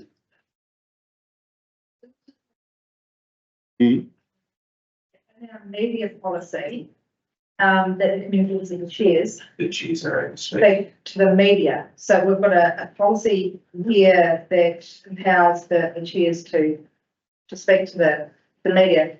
Do we want to reflect that in the delegations, or do we feel the policy covers it enough? well, I don't think there's a delegation. For a I delegation? don't think like you can do it or you can't. It's not really, Delegated. it's not something, I don't think that the council can go, well, I'm going to give you the delegation. I don't know if you did. So number 4, we had you'll see here, there's all sorts of different bits and pieces gone into 3 separate clauses, and there was a suggestion we could just put them all together because it made no sense to have them all separated. So I've changed it to make it just a bullet point So if you think there might be anything missing out of there, I've just taken everything that was in there and put it in there. But just in case, we can add anything into there. Much easier to read like that. Yeah. Well, it did make a lot more sense than, well, this went into talking about, you know, like if a community board wanted to do some roading and they really wanted to do it, they could do it as long as they paid. It's taken that away by just saying that they can advise on all those things. Provision needs a capital P. Is that? The last bullet point. Ah.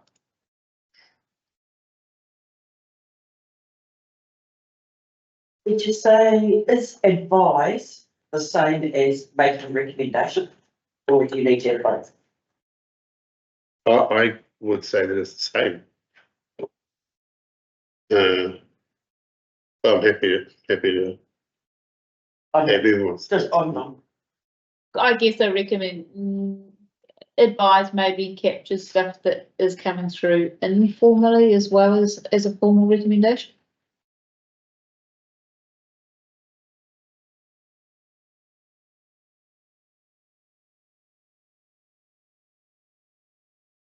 So one of this was raised by one of the community boards, and actually wanted a recommendation in there around that that it must be via workshops and, or not be via workshops, sorry, but be by recommendation by way of papers. And that was Cromwell, wasn't it? The challenge with that is, say, take something urgent happens in roading, is that it might be impractical to do that. So definitely, Wayne and I, we really thrashed it around that. And we thought it was much more a cultural thing that Peter needs to lead from the executive team down around the expectation is the run of the routine stuff is you're preparing your paper for council, so you take that paper to community boards, but there might be times where a workshop's more appropriate. So hence why we ended up with power to advise. We put recommendation there. That would mean like 3 orders and reference papers coming together. So that was the rationale anyway, where we landed for this forwards and draft. Moving on to 5.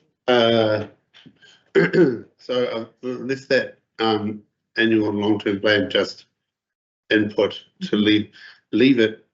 I want purposely vague. I don't know. It's just I don't think we want to sharpen up. You can only do this, or you can only do this. It gives it a bit more breadth.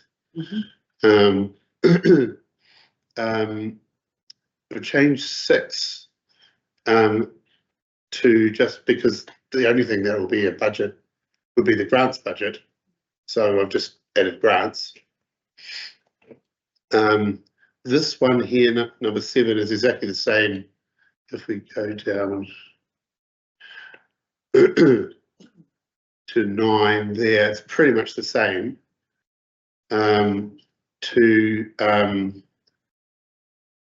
advise on acquisition or disposal of property. Of course, that has to go to council, but then it always had to anyway. Number 8 is one that we've added around endowment land, and I'll be interested to see what everyone's opinion is on this wording. So what we're trying to say is, well, this is something that Cromwell brought up, because they're the ones with the endowment land. So we've we've tried to base it on the one before it to say, so they can advise on how that land can be used, its disposal, but of course that has to go to council, and of course it also has to adhere to what the purpose of the endowment was, whatever that is. So I'm interested to hear if anyone's got any comment about if that, I don't know, does everyone feel that that's... Well, that actually, Para 8 describes what happened at the last Cromwell community. We took a paper, the community board were quite unanimous in their position. So it's changed the paper and it's now going to, The next council meeting. yeah, so I mean, in essence, it did, that did. So that's how that flowed through on that particular day, so it seemed after that meeting. Yeah. And then finally, when they're talking about, and again, happy to have any wordsmithing. Number 9, talking about so if there's a you know, like a decent sized capex project, you know, for argument's sake, you could say the Memorial Hall or the town centre or whatever, then there could be if it's seems fair enough to do that, a community board representative on the reference or governance group or whatever that might be called, to sit within that project. Isn't there, are you talking, so wouldn't there already be someone, because there's already a council member on a community board? Or is that different? No, this is different. So this is like, you know, like a. Jaden on the Riverside. Yeah, Jaden on the Riverside Park. So you're saying that this would, oh, okay, so Yeah. this would be either council or community board? Or you say just start solely for community? I'm saying solely for community board. Right. So they're part of the action, basically. The concern was that if they're on the wastewater plant, or whatever that has to be, impacting their board, and that they have no local input into it. And actually the hall's a better example, because that does have a governance structure and includes community board members, and they just wanted to protect that in the event there's an advisory board set up at the council level, is that council gives consideration as part of that advisory group, reference group, whatever it is that we appoint someone from the relevant committee. Makes sense. Yeah. So we might not quite have that wording correct, and Wayne's going to work around all the boards again with the paper, so it might be that we refine that wording just to fit our intent. Yeah. I'm not certain that the limitations of authority, if I changed to do that. So just so the power to act is within the board, responsibility to make sure that everything is adhering to overall plans, and I think that's the money one, isn't it? Yeah, make sure there's some money for that, and that's all we've got as far as things go. And does anyone think that there's something missing that could be added there? I think we've pretty much got everything, but we're blind. So that's going to go back to the boards next. It is. Our next thing is once we finish here, if there's anything to add, we'll add it. Then for the December meetings of community boards, we'll go around with this to say, hey, this is pretty much where we are. Based on all the feedback, what do you reckon? There may be some massaging, I don't know, whatever happens. And then this will come to the December meeting of council for its formal tap. December the 18th. Yeah. To take effect from 1st of July. Yeah. So is there anyone, is anything particular that might be missing or something, anything for us to think about? But I don't think I've not listened. Have a think. It's, you know, like a, you know, not that you're thinking about delegation in the middle of the night, but if you are, you know, don't email me then, but send me a message and we can have a think about adding anything there. Plenty stays in the footer of the email. We work out something for hours, sentence, whatever you like.